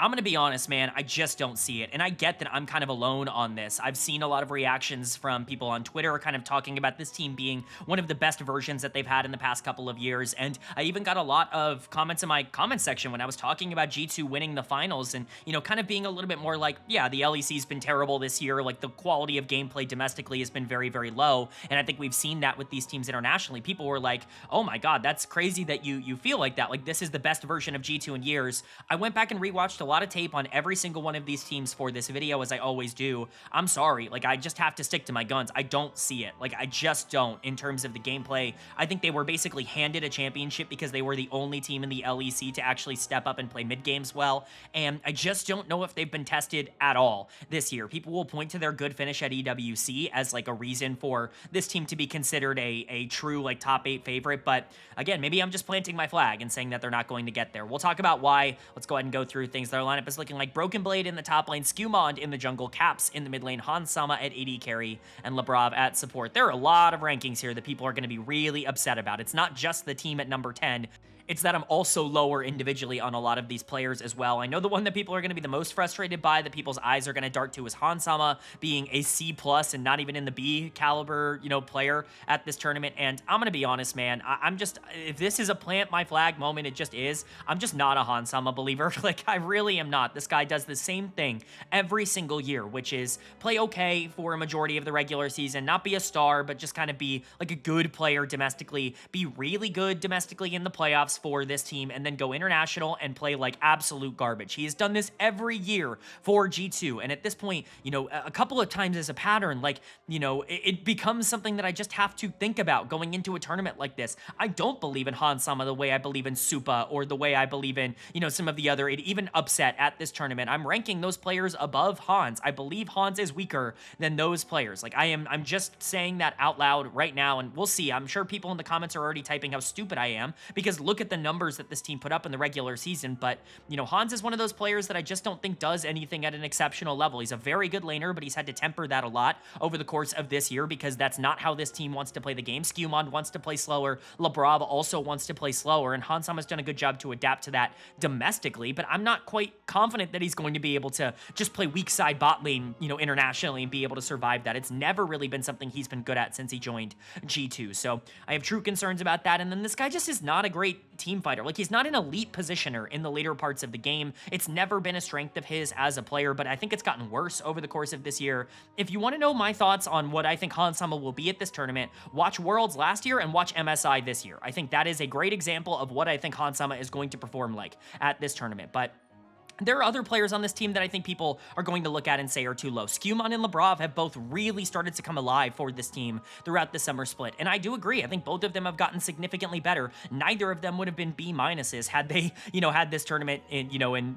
around MSI time, right? Like, neither of them were B minuses going into MSI. But for now, I think both of them are pretty limited in terms of the way they play the game. I think Labrov was kind of let off the hook in a lot of circumstances. I think G2 did a good job, like, moving their playstyle to more of what made Labrov good on BDS and on Vitality back in the day, where he wants to be a team fighter. He wants to be a big engaged threat down the stretch of the game. You don't really want him being super active in the 2v2, and you certainly don't really want him being this big micro roam threat in the early mid game for all these skirmishes. Just try to simplify the game as much as possible for Labrov. He has very good hands, and his brain is good. He's in the right place at the right time, and he is creative in the way that he finds engage angles. He's just not a superstar in terms of how he plays the game, and I think because things have gotten simplified, he's looked better domestically. I don't know if that's going to translate to international play. Can I confidently say this guy is a top 8 support at this tournament? No, I certainly cannot, because most of this year would tell me that he wasn't. And then for Skewmond as a rookie, while I actually do really like his domestic tape throughout basically all of this year, especially from spring onwards when jungle in the LEC was just not all that consistent, I think Skewmond is one of the few players who actually did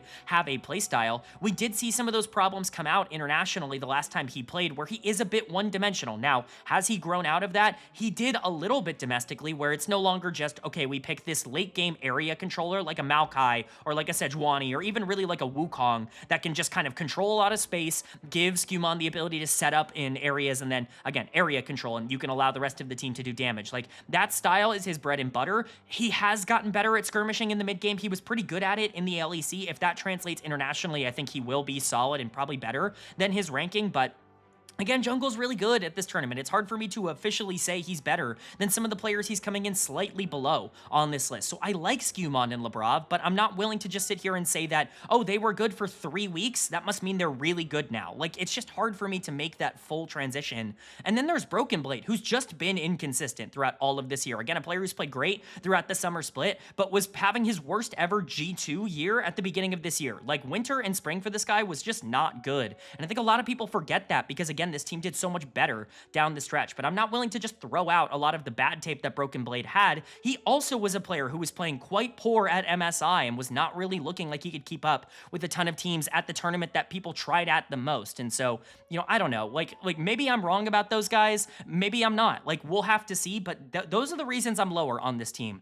That being said, you still have Caps, man. He's still going to get a B+ grade. He's still coming in as my number 8 mid laner at this tournament, which again, don't, you know, get it twisted or anything like that. That's not supposed to be a disrespectful 8th place grade. Like, you could put him a little higher, but he's coming in right below, like, some of the best mid laners in the world. He was in contention for being on the top 20 players at this tournament. I think that there were 5 or 6 of those mid laners on that list originally at all. So, like, it's just one of those things. Caps is an excellent player, and he is the one that stabilizes a lot of this team. Do I think this is the best year he's had? No, I think he's weaker right now than he was last year. I think he had more responsibility this year, and so perhaps some of his individual metrics went down, but I don't think he's quite having the same 2025 as he did in 2024. And again, it all just kind of comes back to, I don't really value Movistar KOI and Fnatic all that high, or K-Corp, or for that matter. I don't think G2 really had to struggle to get the number 1 seed here in the LEC. Do I think they locked in and got better down the stretch? Yes. Do I think the best version of that team can make it out of Swiss? Maybe. I think it's certainly a possibility for that team to be better than the teams that are above them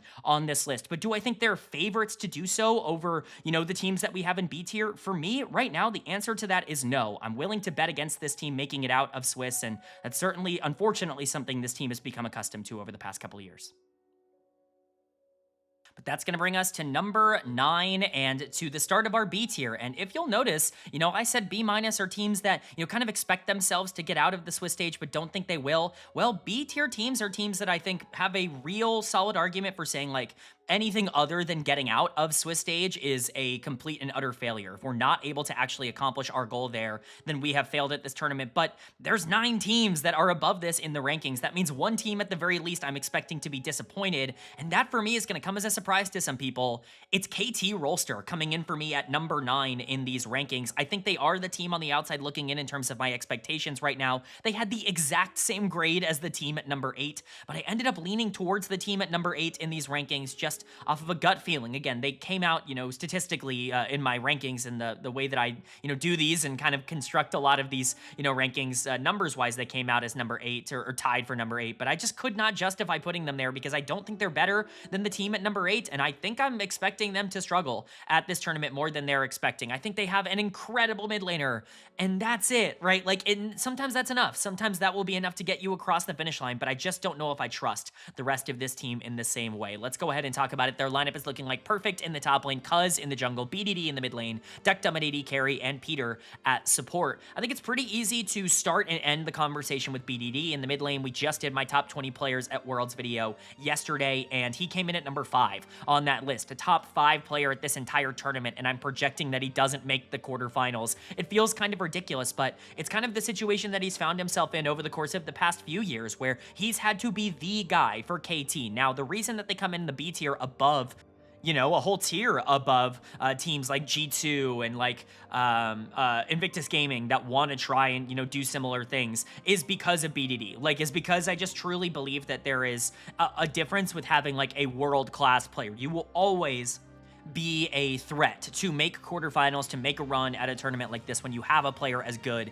as BDD. It's always going to be something that you have to consider. The big issue for KT is they've just not surrounded him with that talent that's going to be able to keep up with some of the best players in the world, including players from the West that we've already talked about, including, players from G2. I think the surrounding core here is arguably just as good as G2. Some of them rank better because I do think they're more consistent in the way that they play, and for the most part, I value consistency very highly. But again, the big problem is BDD is just so ridiculous. He can do whatever you want. He's played a lot of shove and roamers over the course of this year, things like Talia and Ryze and Galio, the macro threats that have been very popular. BDD is very much in meta because that is his bread and butter in his playstyle. The only issue is that to fully utilize those champions, not only do you have to win mid lane yourself, which he is capable of doing, but we did see during the playoffs that when he lost to, Zeka, or when he lost to Chovy, things got a lot more difficult for this team. But on top of that, let's say you're playing Galio and you're doing really well for yourself, you're in a good spot to be able to roam. If everyone else on your team is losing, good luck winning that game. Like, there are times where he can 1v9 on those champs, but it's just a bit more difficult. Now, he obviously still can pull out a lot of carries. Even something like Ryze can kind of fulfill both roles, but, the Azirs, the Oriannas, like, he's still going to be very proficient at these champions that can win in late game team fights. I just don't know if that's necessarily, like, the best version of BDD that we're ever going to get. I love it. I love this guy when he can go out and move around the map and be that big creative force, but he's just not always allowed to get away with that. But, that's BDD in a nutshell. He's either going to 1v9 or this team is going to underperform at this tournament. He does have some good teammates. Like, I'm not trying to say he's playing with scrubs here. Cuz is probably the first player you think of, but honestly, I am a bit lower on Cuz in the way that he just feels like budget Kanavi to me as a player, and I think that that's a pretty apt way to describe what Cuz has been throughout this year. This guy was terrible at the beginning of the year. I think people forget that. He just was not very good in, winter and really at the beginning of spring when this team was still trying to find its identity. Cuz was the one that I think was suffering the most in that regard. Now, Peter came in as the starting support to replace Wei, and all of a sudden it felt like Cuz was significantly more unlocked. He has so much better synergy with Peter than he ever did with someone like Wei, and Wei is obviously, a worse player in basically every aspect, but Cuz started to get back on track, and statistically speaking, this guy was starting to perform like an elite level player because his early games are so dynamic, but his late game problems are still very much there, and I think a lot of the early game advantages he's gotten this year have been really helped out by the fact that BDD wins lane every single game and can just move around the map and do whatever he wants. We saw in the playoffs when BDD loses, Cuz also loses, invariably. Like, it's not really up to Cuz whether or not he wins the game, and that's just not an elite trait for me in the jungle. And then you've got a bot lane that I think a lot of people already know is probably not elite. I do think they're maybe a bit underrated going into this tournament. They're fine. Like, they are solid enough as a bot lane. They are just about as good as any of the best bot lanes from the West, in my opinion, which I think is, you know, maybe not the perception a lot of people have of them. Dectum, I've always said this about him, and it's kind of become a bit of a catchphrase for me about him on the channel. He is truly the jack of all trades, master of none AD carry. Like, he's good in lane, he's good in team fights, he's okay in mid-game skirmishes. He doesn't really have a weakness as a player. He's also not exceptional in any phase of the game. He's always kind of been this player. He's really stepped up when the team is performing well, but a lot of his performances are, you know, basically entirely dependent on how the rest of the map is going. If he's allowed to play the game, he's going to be fine in the role. He's not really going to be able to play hero ball and 1v9 a lot of games for this team. I do think Peter is underrated. I think a lot of people are talking about him as somebody who's not been particularly important for KT. I completely disagree. I think he might even be the second best player on this team in a couple people's, you know, opinions. Like, I certainly wouldn't push back on that argument too heavily. I think the importance that he has to this team is massive. I think just the ability to stabilize and actually be a creative playmaker for KT is something they didn't have for a majority of the beginning of the year and really suffered because of it. He is a borderline world caliber support. I think, you know, think of someone like Kellen in years past where, you know, he's good enough to be like a bottom tier, you know, world's support from the LCK, but he's not really somebody who's going to break the game open. I think Peter is fine and justifiable as a starter for this team, but not a game breaker. Again, Dectum's not a game breaker. Peter's not a game breaker. I don't even really think Cuz is a game breaker. And then you have Perfect on the top side, who is kind of the weak link of this team. He comes in as a B- grade as the 10th top laner at this tournament. That's just not good enough. Like, I'm going to be totally for real with you. Like, I love Perfect, and I do think he's gotten better over the course of this year. I'm one of Perfect's biggest defenders, I would say. I loved him in the Challengers League, and I've always been waiting to see that kind of come out on the LCK stage, and he had moments like that. He was excellent when this team was on fire at the end of spring, and there were a lot of moments in the summer regular season where he was also really, really great. But the problem is, we've consistently seen that he's just not good enough to go up against the best top laners in the LCK. And that's what Worlds is, man. Like, you have to be good enough in order to go up against the best top laners in the world regularly if you want to make it to the Swiss stage, and I just don't know if Perfect is good enough in that role. He's not really a great weak side player. He wants to play these like bruiser type of top laners, and I think there are a lot of times where you can abuse that. And so, you know, I don't want to sit here and say that KT Rolster is a one-man army, but it's BDD or bust for them. If he's going to be able to pop off and genuinely be one of the best players at this tournament, they absolutely can make top 8. Hell, in a good draw, they can make top 4 if BDD is playing that good. Like, that's where B ends up, you know, being, where I could easily imagine a world not only where this team makes it out of Swiss, but like actively does win their quarterfinals matchup. It's just, I don't know if I can expect that with how the rest of this tournament shakes out. You need a big performance from 2 of Perfect, Cuz, Dectum, and Peter. 2 of those players have to be consistently phenomenal in the Swiss stage for them to get out, and I just don't know if I believe that's going to happen right now. But KT certainly are a team you have to watch out for. I'm not trying to completely throw them under the rug. I just think that they are a little bit more contentious than people are kind of realizing right now. But then moving on now to number 8 in my power rankings, and you guys know this is a big milestone to hit. Top 8 are teams that I expect to make the quarterfinals of Worlds, and that's huge for this region because coming in at number 8 for me, it's CTBC Flying Oysters. The Oysters are coming in at number 8 for me. This was the team between them and KT Rolster that I was really debating who's going to hit 8, who's going to hit 9, who do I think will get in, who do I think will be the last out, and I just ended up going in favor of the Oysters because I honestly just really trust that the consistency of this team is going to carry them over the inconsistency of KT. Do they have a player on this squad that's nearly as good as BDD? No, and honestly, I don't even really know if I would take Gen.G over Cuz, but basically everywhere else, you can make a really strong argument that the Oysters are better than KT Rolster. Again, maybe not support, but I'm just a little bit lower on Kaiwing, but top lane, I have them ranked better. Doggo versus Dectum is like, take your pick, man, and even Gen.G versus Cuz, again, like, take your pick. Hongq was amazing over the course of this year, and I'm super high on him. So, you know, I believe enough in the Oysters to say, all right, let's take the shot. Let's put them top 8 and see if they can live up to it. So let's talk about the team. Their lineup is looking like Driver and Rest in the top lane, Gen.G in the jungle, Hongq in the mid lane, Doggo at AD carry, and Kaiwing at support. This lineup is basically full of consistency and full of really talented players who know where they're supposed to be at any given time, but the strength of this team is the core 3 in the middle of the map here. Gen.G, Hongq, and Doggo. They've really been like the guys for the Oysters over the course of this year for CFO, and I think we can go at it in that order. Gen.G can be the one that we started off with. He, again, ranks pretty normally. I was honestly fine with him over the course of the LCP like tape watching that I was doing. I thought he was good. I don't think he was necessarily a superstar, in the same way that Hongq was, in the same way that at times Driver was, or even Doggo, you know, at his best was. I think he's just really good at fading into the background and being that facilitator. That's what he's always been his best at, is when he gets to play a lot of these early skirmishers that are built to be able to let the rest of the team operate under their own conditions. When I think back of like the best Gen.G games of all time, I'm thinking of Jarvan, I'm thinking of Wukong, like I'm thinking of these engagers that are useful in team fights, that can play for the later part of the game, but also have ways to be able to push the game forward a little bit more efficiently. I think he's really good in that role, and maybe he's not like the prime version of himself. I don't believe he's in prime form right now, but he's still incredibly solid, and I think he's gotten over a lot of his like international jitters that he's had over the course of his career. I think at this point, we can really just say that he's one of the best junglers in the world, and certainly somebody who has more than earned a spot to be like a quarterfinals player at the World Championships. But, you know, then we get to the young superstar here. We got the old superstar in the jungle with Gen.G. We have the young gun here with Hongq. He picked up LCP MVP over the course of this year, and this is really like the Hongq breakout year. This guy could be the next superstar out of the LCP. I think that that is entirely fair to say. You know, I'm not going to sit here and say that he can like carry the region above and beyond, but his mechanics are ridiculous. I mean, he has the mechanical ceiling to be like a top of the line LPL caliber mid laner. Like that is the kind of player you're looking at here for Hongq.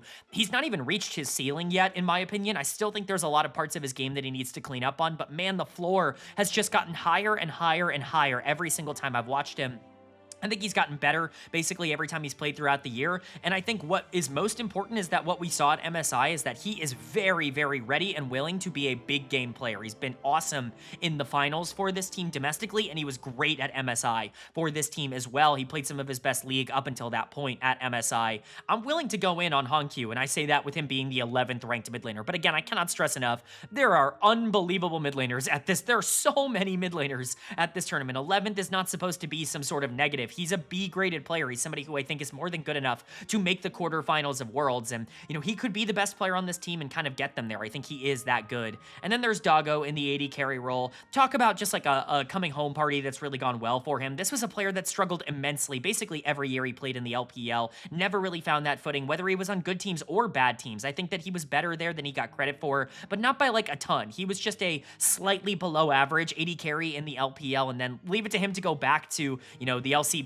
now here for the Oysters and immediately recapture the form that got him signed to the LPL for Bilibili many years ago in the first place. It's just awesome to see Doggo get that confidence back and start to play as like a true game changer down on the bottom side of the map, because I think he can be at his absolute best, and that's what makes this core so dangerous, is that Gen.G at his best wants to play for bot lane, wants to get Doggo into a position where he can carry late game, and the reason that that's so positive is because Hongq is so adept at being able to generate resources for himself in the mid lane, and honestly, I do think that that will translate internationally. It certainly did at MSI. He really is that good of a laner on things like Talia, Galio, as well as on carries like Orianna. You know, he can do whatever you need him to do, and then Gen.G can get Doggo into a spot where he can carry, and now all of a sudden, your core three are set up. I think that Oysters have a really good, solid game plan that they can build off of and kind of move around in a couple of flexible and different ways, because it's not just these three that are good.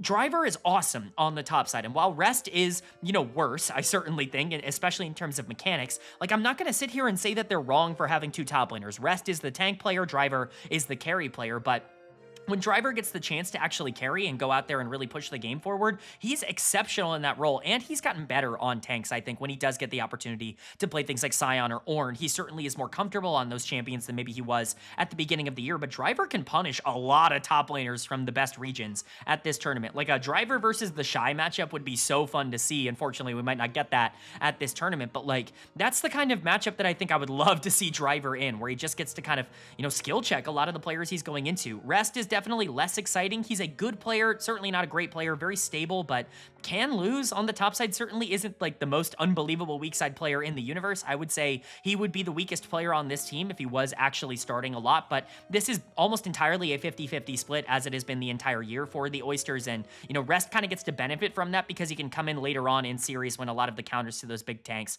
have been taken out of the way. But we have seen Rest get punished, especially internationally. I just can't rank this duo below 9th because Driver really is that good for them. And then the last player to talk about here is KaiWing. You know, I hate kind of being ending on a down note, but I'm really not the biggest fan of KaiWing. I think he makes a lot of mistakes, and I think his positioning in the mid game is just not really all that exceptional. Do I think he is a good player? Yes. I don't think he's the worst support at this tournament by any stretch of the imagination, but do I think that he's somebody who's going to actively help them get to the quarterfinals?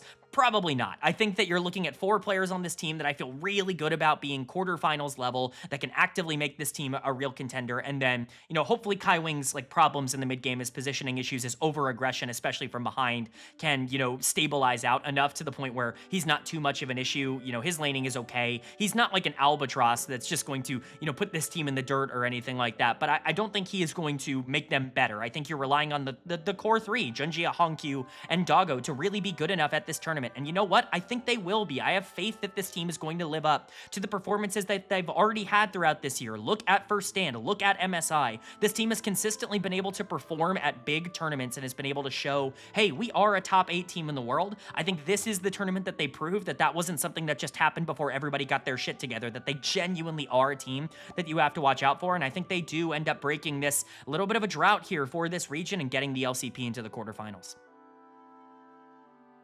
But then moving on now to number 7 in these power rankings, and this is going to be the top of B tier for me. This is the team that I think most is on the fringe of potentially making quarterfinals, but certainly the one that I think has the expectation and kind of the need to make it more than almost anybody else we've mentioned so far on this list. It's FlyQuest, the number 1 seed from the LTA, coming in all the way at number 7. This has to be the highest a North American team has ever ranked in a Worlds video of mine. In fact, I know it's the highest. It definitely is. But this is the first time in this channel's history that I truly think if this NA team, if this America's team, I keep saying NA, but you guys know what I mean. If this LTA team doesn't get out of Swiss, it's a failure. It's a disappointment. It's an underperformance because they've done everything that they can possibly do to say, hey, there has not been a North American team this good in at least like 6 or 7 years. And I think that is just the truth. I put Inspired on my top 20 players at Worlds list. He ended up coming in at number 20. People who have followed the channel know that him only being the second Western player to ever,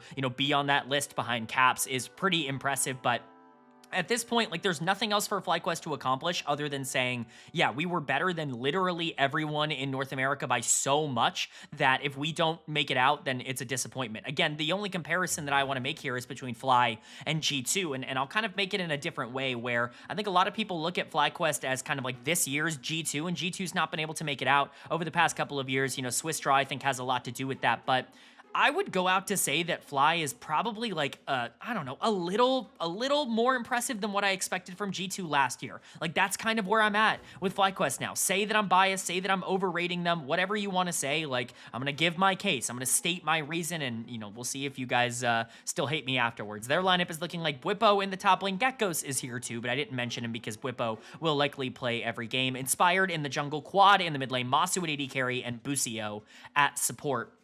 I think the real conversation for this team comes around like, okay, well, the best players on this team are absolutely quarterfinals worthy. I think you can say there are 3 players on this team, 2.5, that if they do anything other than make the quarterfinals, it's a disappointment. That's Inspired in the jungle, that's Busio in the support position, and for the most part, it's Bwipo in the top lane, which we will talk about. But I guess we can start with Inspired. I'll kind of reiterate some of the points that I said on him yesterday in that top 20 video, but this guy is a menace, like a true problem to deal with. His ability to control the map is second to none in the West. There is no conversation about any jungler being even close to that kind of level in terms of controlling the map. His ability to play carries has obviously always been a calling card of his, but a lot of the carries that he was playing earlier on in his career were things like Viego, things like Lilia that are a little bit more potent in the team fighting stage, that aren't necessarily champions that want to try and snowball the game out of control and really carry from that perspective. But he was always criticized as a player who was very resource heavy, as somebody who did need a lot of resources in order to function at the highest possible level. What we have seen throughout this year is that he has become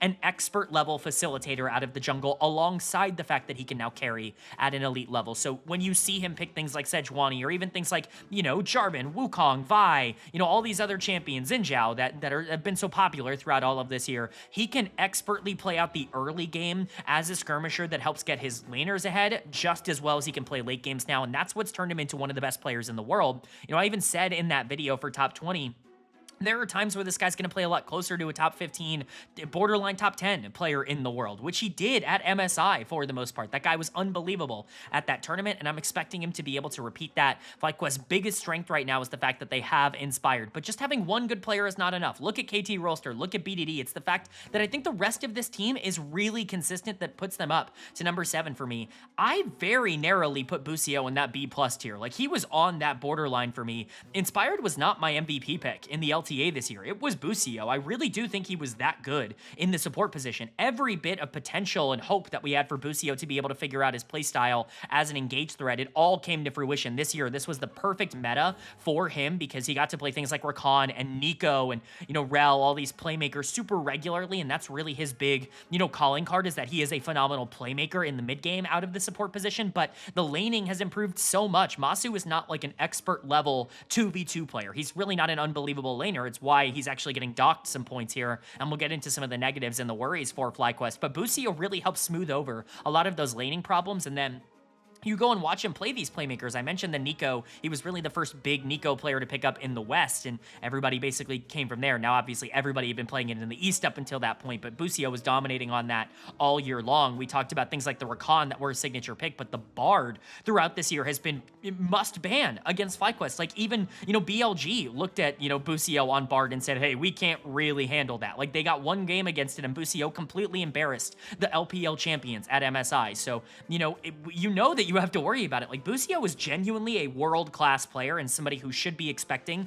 to get into the quarterfinals. And that's what makes FlyQuest different, is it's not one player. It's really two that I think have elite quality upside, and there aren't a lot of teams in the world that I think can say that at all. That's why they come in top 8 for me and number 7, top of B tier for me. But there are concerns. Bwipo still comes in as a positive for the team in this regard. I think Bwipo's playstyle can sometimes make it feel like he's a negative, but overall he's been a huge advantageous piece for FlyQuest to have.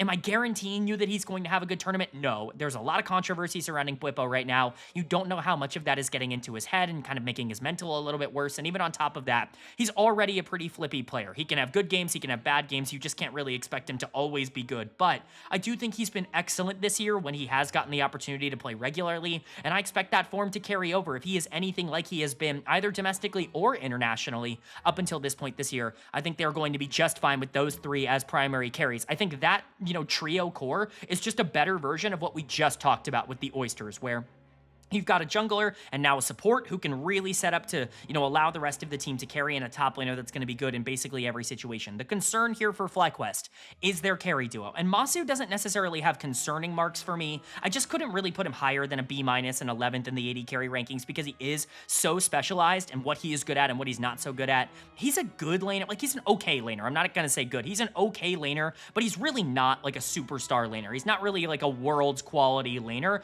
He is an unbelievable team fighter. Like, his 5v5 ability, his positioning, and the way that he plays on the edge of danger in team fights, it's legit like top of the world type of quality. But really good teams can exploit his lack of aggression and his lack of explosiveness in the 2v2 and can kind of set him behind in terms of resources. It's why Fly is actually really comfortable to let games go long, and why they feel very comfortable to kind of play a little bit of a slower style. Inspired benefits from that. I think Bwipo benefits a lot from that, but Masu is really like the true beneficiary of, like, okay, who cares if you end up going a little bit behind in the early game, even against North American talent down on the bottom side. You're going to be able to figure it out. You're going to be able to push forward, and you are going to be able to make it worth it in the 5v5s. We've even seen that internationally. He's had some incredible performances in team fights, but again, just kind of a specialized player in terms of his skill set. Not sure he's ever really going to become a great laner, but is always going to be an exceptional player at the back end. And then the true weakness of this team for me is Quad in the mid lane. I know I've kind of been alone on this take, but I think some people are catching up.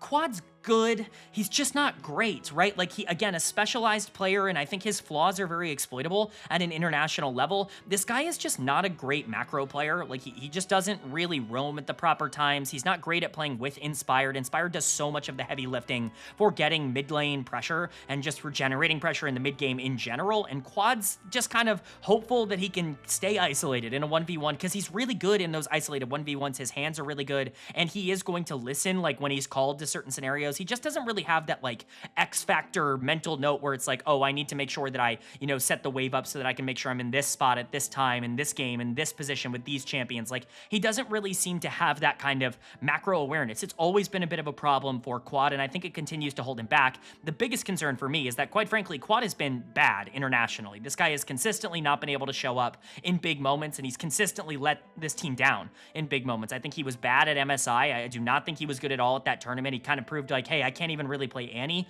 at an average level, you know, against international talent. And I think if FlyQuest is going to struggle, it's probably going to be because Quad isn't winning in the mid lane, and Masu might need a little bit more time, might be losing pretty hard in the 2v2 bot lane. Maybe Bwipo has a bad game here or there, and Inspired and Busio can't really salvage that game state. But that's kind of worst case scenario, and I think their worst case scenario is harder to achieve than it is for teams like G2 and the Oysters and KT Rolster, who I think are a little bit more expected to have some of those bad games. I think Fly at their best can just play through Inspired, Busio, and then get one of Quad or Masu fed, and Bwipo can do his thing on the top side, and all of a sudden, this team is looking at being a borderline top 4 at this tournament. I don't think they are top 4, but like, let's say they get a good draw in round 1 of the quarterfinals. Like, this team can make the semifinals of Worlds, and anything other than a quarterfinals appearance where they are competitive and actually can, you know, go up against the best teams in the world, anything other than that is a major disappointment. This is the year for Fly, and this is the year for the LTA. If it was ever going to be a time for them to be able to overcome their demons from the past couple of years internationally, it's going to be this team. But then moving on to number 6 in my power rankings, and I did lie in the previous section, and that is my bad. This is the top of B tier. I actually realized while filming this that this team probably shouldn't be in B plus tier, that they probably should go down to B tier and be kind of with the rest of these teams that, you know, theoretically there is a world where this team just misses the quarterfinals. It would be a huge upset, but I think it's possible. Coming in at number 6 for me, it's Anyone's Legend, the number 2 seed from the LPL, technically, coming out of the regular season, or I guess coming out of domestic play. The reason I say technically is, of course, this is not a team that ended up making finals in the summer split. They were knocked out in 3rd place, but they had more championship points than Top Esports, who beat them in the playoffs, so they got that number 2 seed going into Worlds. This team is probably in the worst form they've been in all year long right now, which is a pretty terrible thing to say going into Worlds, and that's the reason I ended up dropping them down from B plus to B tier, because, you know, I really just don't know that this team is the best version of themselves. I think they're burnt out in a lot of ways, and especially with the LPL not performing well at ASI, there were teams that pushed AL quite heavily that ended up getting destroyed by some lower LCK teams. Like, there's a world where AL is not a quarterfinals team this year, where, you know, Invictus Gaming doesn't win the play-in and AL, you know, goes out in the Swiss stage, and there's only 2 LPL teams. I could see that potentially being an option, but for now, at the very least, I think they're going to be the best of the rest in terms of the B tier. So let's talk about it. Their lineup is looking like Flandra in the top lane, Tarzan in the jungle, Shanks in the mid lane, Hope at AD carry, and Kyle at support. How can you talk about anyone on this team other than Tarzan? You know, it's kind of similar to the KT Rolster conversation we had a bit earlier, where, you know, it is kind of a one-man team, except I think everybody else on this team is better than KT Rolster in terms of the expected output. I think some of these guys are having career years.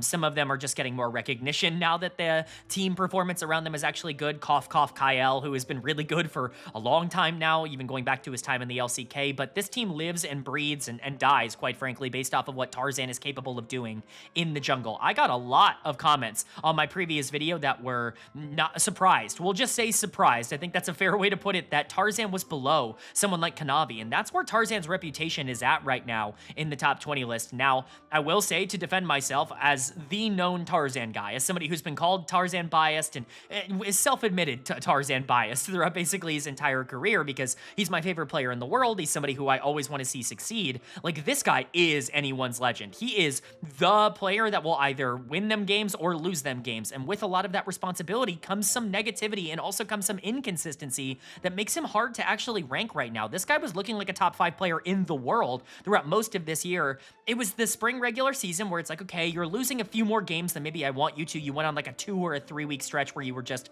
not very good for AL. But outside of that, you kind of figured things out and were excellent and were awesome at MSI. You know, all of that stuff happened with Tarzan.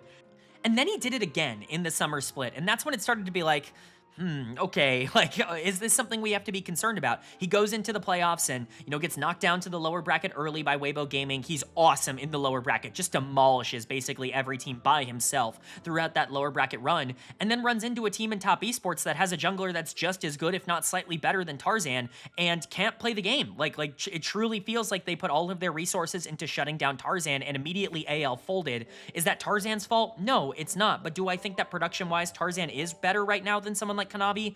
Maybe not. He's certainly not as hot as a player like Kanavi is, like in terms of being in form. I think Tarzan has had more problems over the back end of this year than he has like true, concrete answers, but it's freaking Tarzan, man. This guy always seems to figure it out. I get that he hasn't always had the best international performances, but let's not pretend like this guy is some sort of international choker like everybody wants to make him out to be. In 2023 on LNG, this guy got LNG to the finals and then eventually got that team to the quarterfinals of Worlds. Who were they knocked out by? Oh, T1, the team that won the tournament. Sounds fine. Last year, he was on Weibo Gaming, a team that everybody overlooked, and he got them to the semifinals of Worlds, being easily the best player on that team. Yeah, they lost to Bilibili Gaming. They got to the semifinals of Worlds with that construction of a roster. Tarzan deserves a lot of credit for that. This guy has consistently performed at the World Championships over the past couple of years, and I see no reason to expect that to change. He is AL. The reason we've spent so much time talking about him is because everybody else on this team is just an ancillary piece. AL was a team that did not make Worlds, were barely top 6 or top 7 in the LPL last year, and then they added Flandra and Tarzan. Like, that is the difference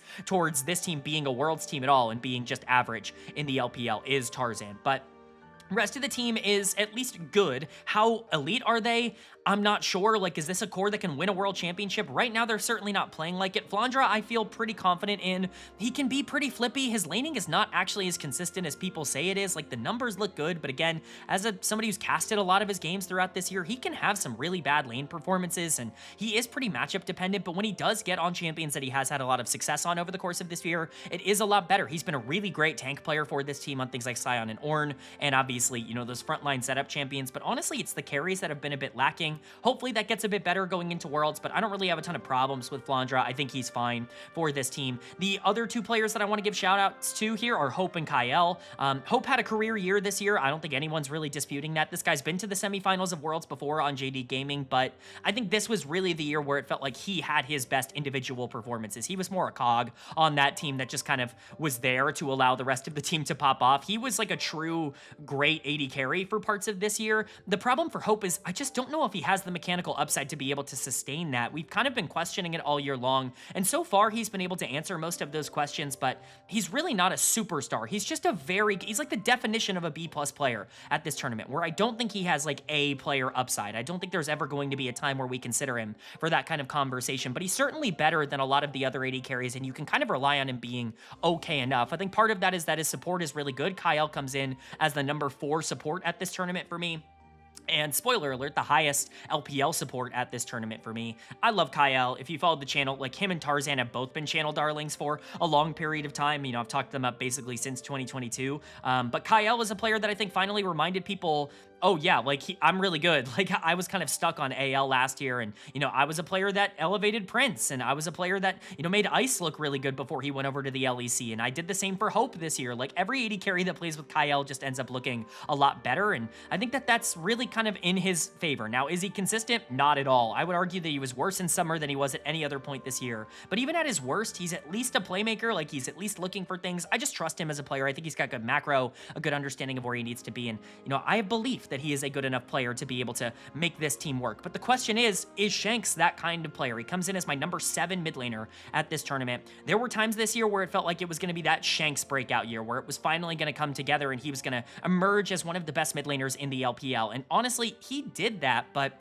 man, the crop of mid laners in the LPL was incredibly weak after Night, wasn't it? Like there just are not a lot of very good, consistent players coming out of that region in that role. And I think Shanks kind of suffered for that, where he kind of got to beat up on a lot of bad players throughout a majority of the year and get his reputation and his ego, quite frankly, inflated. We'll just say. I think that's a good way to put it. He's had his off the Rift problems this year, but even on the Rift, this guy is very inconsistent. He has historically played worse down the stretch of basically every year of his career, and we've already kind of seen that in the playoff run where he was okay, but he got completely outplayed by Cream in that lower bracket semifinals matchup, the lower bracket finals matchup, I should say, that ended up knocking them out of the playoffs. That's not a great place to be if you're Shanks. I don't think this guy is an elite mid laner. I think he's okay, but again, it's just kind of tying things together. Shanks is good, but not an elite mid laner. Hope is good, but not an elite AD carry. Kyle at times can play like an elite support, but isn't always consistent at being there. Flandra is a good, not elite top laner in the way that he's currently playing. It's Tarzan versus the world to make this team a true like semifinals, world finals contender, and that's why they're on the same playing field to me as a team like FlyQuest, a team like Oysters, a team like KT Rolster, all of whom I could see being better at this tournament than anyone's legend if they bomb out. But The raw amount of talent on this team is so much better than the amount of talent that we've talked about on the other teams in B tier that you have to imagine that they're going to be able to get it together. It's all really just going to come down to whether or not they can reverse their fortunes and showcase that whatever happened down the stretch of the LPL is nothing compared to what they were for most of the year.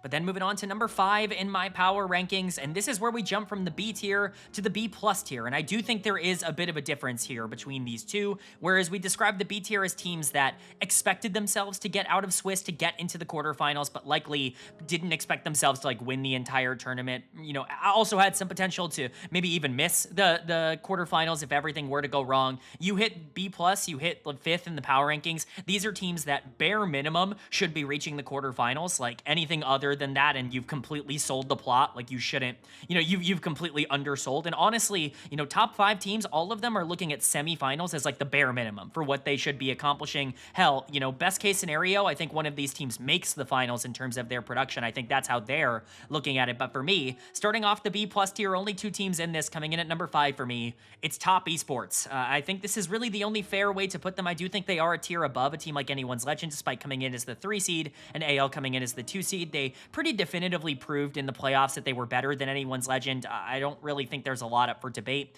in that regard for me. I think that there are some players on this team that I am concerned about going into this tournament, but also I think there's some weird kind of like just expectation for underperformance because it's Top Esports, because this organization has a bit of a terrible reputation internationally. You're just assuming that they're going to flame out and not live up to their own standard. Well, you know, I think they might be the best team to not make the semifinals, but they still should be a team that ends up, you know, being a real threat as we go later on in the tournament. The right draw could lead to this team being 3-0 in Swiss. I firmly believe that, but let's talk about it here. Their lineup is, of course, looking like 369 in the top lane, Kanavi in the jungle, Cream in the mid lane, Jackie Love at AD carry, and Hong at support. You know, there are pluses and minuses to this roster. I'm not going to sit here and pretend like everything is perfect with them. It's why they're not in the A tier in terms of these teams, but boy, do they have some really good things going, and it starts with Kanavi for me, and I see now, I have had my eyes open from the top 20 players video that you guys don't agree with me, that Kanavi is the second best jungler in the world. Honestly, there are a lot of people that think that Tarzan is the best jungler in the world, and that Canyon should have been nowhere near that conversation. But for me, I think Kanavi is the best jungler in the LPL, and I think he deserves a spot as one of the top 10 players in the world right now. I'm sorry, like, just as somebody who's watched every LPL game, like, I'm not trying to be an elitist or a hater, because I get we can just have different opinions and all watch the games. What are people not seeing in Kanavi? Like, why are people so low on this guy? Is it just the reputation? Is it literally just, oh, Kanavi's a choker, like, or whatever you want to get in your head? Like, if you took any preconceived notion of this guy out of your head, what is not on tape? Like, genuinely, what is there to miss in terms of Kanavi that I'm seeing that others aren't? I'm so curious as to why people don't, you know, value this guy super highly. He is the best early game jungler in the world, and there's no one that comes close. Like, it is not even remotely a conversation. Do you want to question whether or not he's an elite team fighter or even really an elite mid-game macro player? I think that that's like an understandable thing to worry about, but like, this guy's gonna come to this tournament and embarrass a lot of junglers that people rank really highly around like the 7th to 8th best, you know, jungler at this tournament range, because he is just that good in the early game. If you can't pass that skill check, he is just going to demolish you. He's done it all year long. This guy was the MVP of spring. This guy was second in MVP voting for me in the summer split. I thought he was the best player on this team in summer. I know Jackie Love ended up winning the MVP award, and we'll get to him in just a second, but man, I'm not just going to sit here and say, oh, it's Kanavi, he's going to choke away a performance, or oh, he wasn't good at first stand, that means he's going to be bad at this tournament. Like, all I have to go on right now is how he's played in the LPL for the past 6 months, and that's arguably the best jungler in the world. So if you think Kanavi being over Tarzan's ridiculous, I get it. Like, Tarzan has more responsibility on his team than Kanavi, but to me, I think Kanavi has been so much more consistent throughout this year that it wasn't a question on who was going to come in higher on this list for me. Kanavi is the second best jungler at this tournament. And then for Jackie Love, I think he's the other player you really got to shout out, the reigning MVP right now in the LPL, potentially in his last Worlds appearance ever.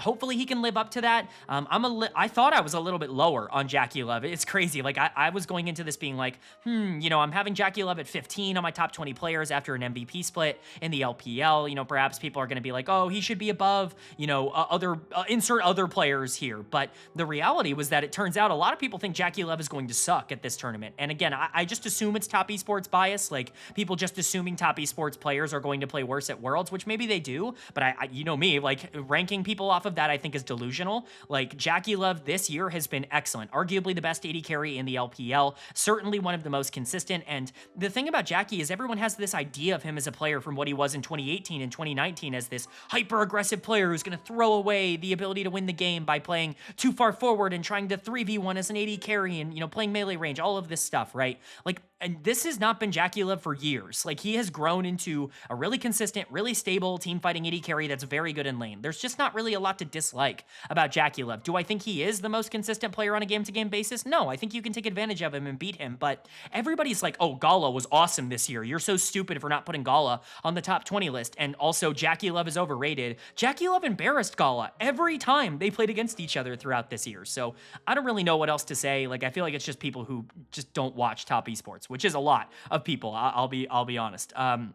Outside of that on this team, 369 and Hong kind of fall into similar categories for me, but for different reasons. 369 has been wholly neutral throughout this year in terms of his reputation. I value him as a player because he's very mechanically talented and he's got a good macro presence, his good strong side, his good weak side, but it's not really been like the best year of his career. He's not popped off in any unbelievable way. He wasn't really like an all-pro caliber top laner. He's just good. Top lane's pretty weak at this tournament, so maybe he can step up and actually play better than he did domestically. And then Hong is just a really weird evaluation. This guy was on Weibo at the start of the year, and everybody was clamoring for him to get benched because Weibo ruins literally every single support that ends up coming through that system. Top Esports end up trading Crisp to Weibo Gaming to get Hong on this roster, and he has been a massive upgrade to what Crisp was. Is Hong perfect? No, but is he really good at being able to enable players like Kanavi and Jackie Love to play their own style? Yes, like, he's fine as a support, and 369 is fine as a top laner. If there is a concern with TES, it's mid lane. Cream's gonna come in as my number 9 mid laner. That's not even in the top 8, which is a problem for a team that expects themselves to get to the semifinals. I think Cream very much can be taken advantage of, but also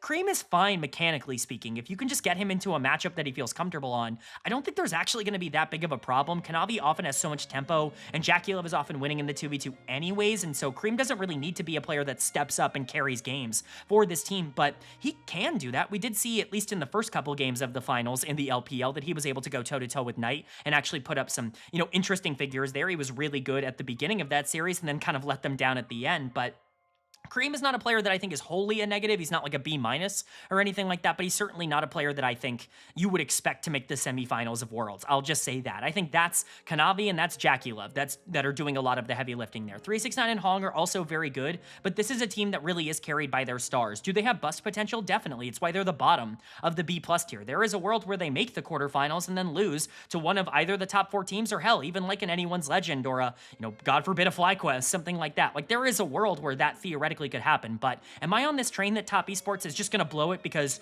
top esports always blows it? No, man. Like, I'm not superstitious. Like, if that's the direction you want to go in, you know, whatever. I don't think there's a voodoo curse hanging over this organization. I just think they need to get past their own mental problems. But that brings us to number 4 in my power rankings and the top of my B+ tier. As a reminder, this is a team that I think is expecting semifinals, but a team that I honestly would be surprised if they took it all, and that might not be what they are thinking internally.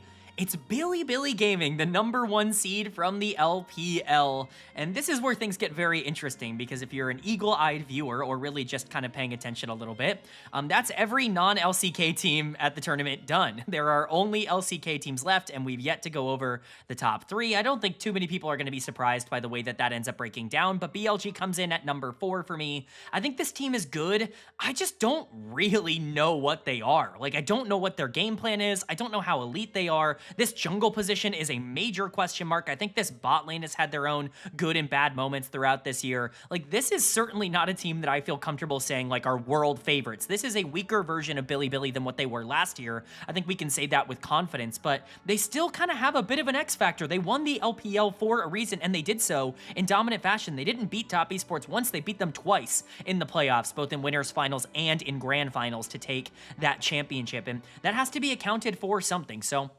Let's go over why there is some optimism and also why there might be some pessimism surrounding this team. Their lineup is looking like Bin in the top lane, both Shadow and Beichuan in the jungle, Knight in the mid lane, Elk at AD carry, and On at support. You got to start with Knight. I mean, how is there anyone else to start with on this team? He is the second best player in the world, in my opinion, only, behind the person I've ranked number 1 in the mid lane position. If you had watched yesterday's top 20 video, you know where I stand on him, but there are only 2 players at this tournament that I have in the A+ category, and Knight is one of those 2. He is a game wrecker, and I get it. Like, has Knight's year been better than it was last year? No, it's not as good as it was in 2023 or 2024. Even really at times in 2022, Knight was better. I was a huge proponent of Knight getting robbed for MVP in 2022. But, like, is Knight's worst year in the last 4 years still better than almost everybody else in the world? Yes. Like, even at his worst, I think he's a top 2 or a top 3 player in the world. And if he can click and get into form, like he kind of did at the end of the finals,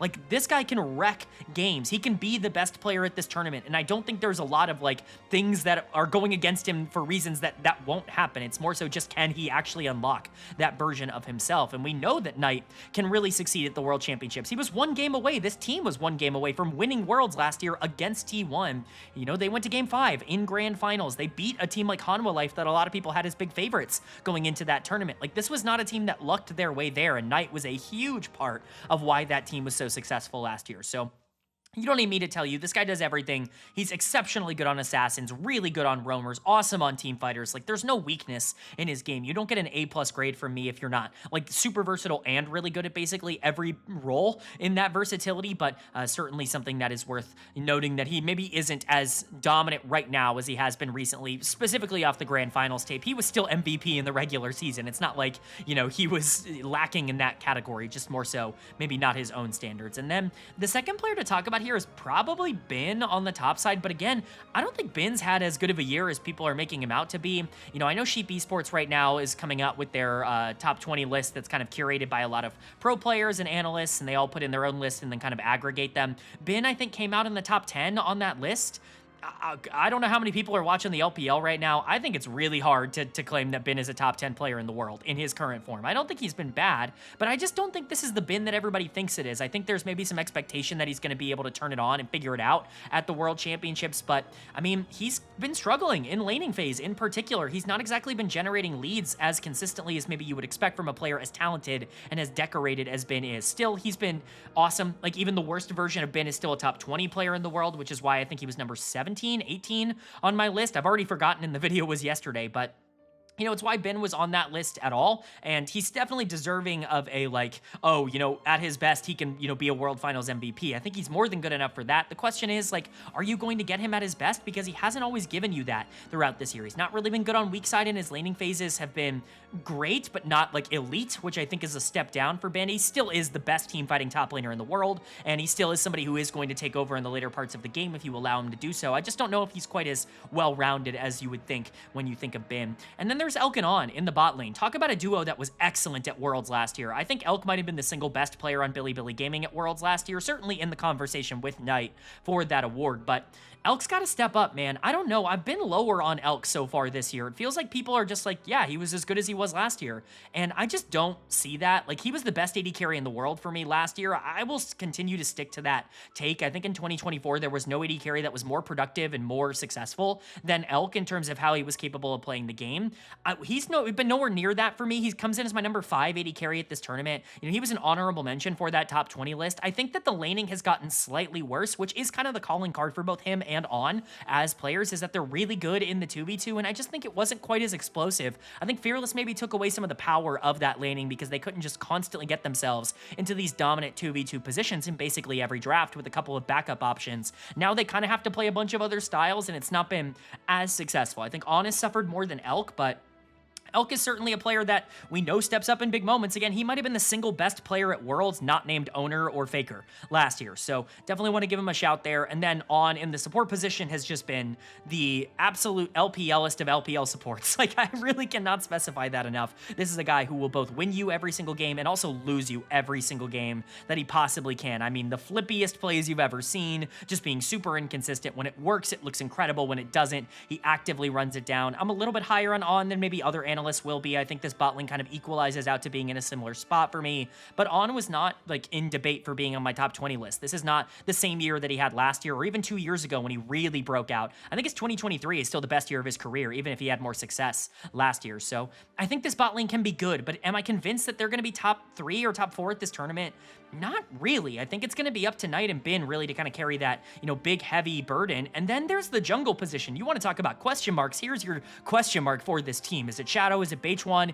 Are either of them good enough to hold this spot? Like, that's the question, right? Like, this team clearly felt better and played better with Shadow in as the starting jungler. Their macro was better. Their early games were significantly better because Beige1 is just not a very good mechanical player. He doesn't have great hands, and that means he is not as incentivized to actually skirmish as much in the early game. He is very good at playing for the rest of his team, but Shadow's better macro and better hands end up really coming in to help BLG, and I think he would be the better call, just as Shun was last year for this team when they were kind of debating Shun or Wei, Shun or Wei. They went with Shun and it worked out. I think going with Shadow full-time at this tournament is going to make them better, but is Shadow a world-class jungler? No, he's just a good jungler. He's a B-graded jungler, barely top 8 at this tournament. And I think you could even put like this duo lower because you're expecting some games out of Beige1, who I don't think is top 8 in terms of jungle at this tournament, which I think is a concerning thing here for Bilibili Gaming. This team relies on their mechanical skill with players like Knight and Elk and On and Bin, who are some of the best hands players in the world, but their macro has very much been lacking. Their late games internationally were very lacking at MSI. It's why they struggled so much. And while Shadow has come in and improved that consistency, I don't know this team is ever going to be like a true macro late game kind of threat. They need to generate resources early, and I just don't know if the jungle position is going to consistently do that against the best teams in the world, especially the best teams from the LCK. I worry that BLG is not really a big threat to actually win Worlds this year. I worry the LPL in general is not a big threat to win Worlds this year. But honestly, if there is going to be an LPL team, it's going to have to be Bilibili Gaming. They're the ones who are going to have to step up for the region once again. And as a reminder, this core of, 4 players on this team, and then, not the jungle position, they were 1 game away from being world champions last year. If they can just capture some of that magic that they were able to get in 2024 back here in 2025, we can still see a potential, deep run for the LPL even against expectation.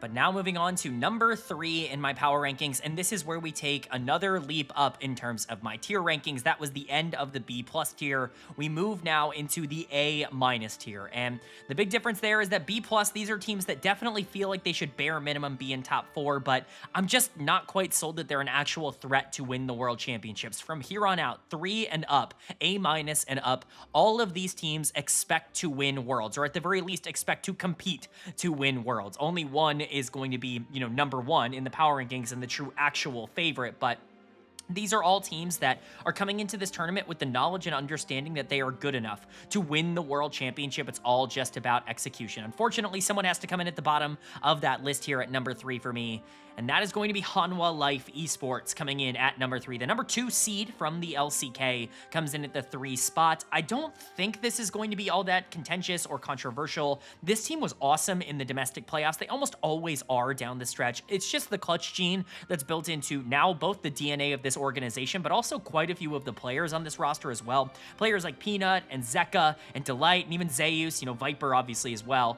They all have this ability to just kind of play their best when they need to. Zeka in particular has really encapsulated that over the course of his entire career, but there are real reasons to be concerned with whether or not they're a top 2 team in the world, with, whether or not they actually are one of the 2 best teams from the LCK. I'm kind of leaning on the side of no there because of what we saw throughout a majority of the summer split, but I think there is at least an argument to make. So let's get into it. Their lineup is, of course, looking like Zeus in the top lane, Peanut in the jungle, Zeka in the mid lane, Viper at AD carry, and Delight at support. There's really no good or bad way to start off with Hanwha Life, so I'm just going to stick to a lot of the key figures that have really defined their, last couple of years, because I think this is kind of a carryover from 2024 when they were the number 1 seed coming out of the LCK and couldn't get past Bilibili in the quarterfinals with a pretty terrible draw. But I think the big, kind of kickoff point for me when it comes to what HLE are at this tournament is Peanut. He is the heart and soul of this team. He is certainly kind of a pivotal piece, I think, as to why they ended up picking up the pace down the stretch of the LCK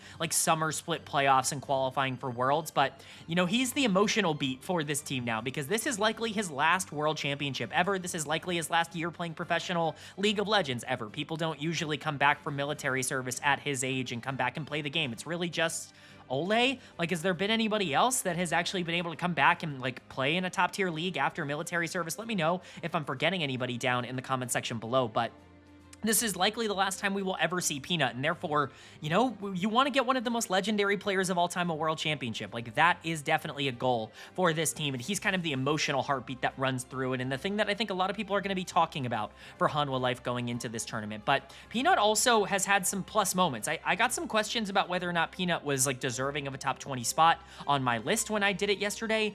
I think he's more than earned it with his performance in the back end of the year. I think he's had moments this year where he's been exceptional and elite, and obviously Peanut's track record, his history as a player has almost always been exceptionally good. He has, you know, pretty much just been one of the best junglers in the world ever since he broke out for Rox Tigers many years ago. But I think his real peak has been like recently, like Gen.G onwards. This is the best form that Peanut has ever been in his entire career. And while that maybe doesn't apply to 2025, like this era of gameplay for Peanut where he's really settled in, instead of being a carry and instead of being somebody that needs to, you know, generate resources for himself, really settled in as the best facilitative jungler in the world.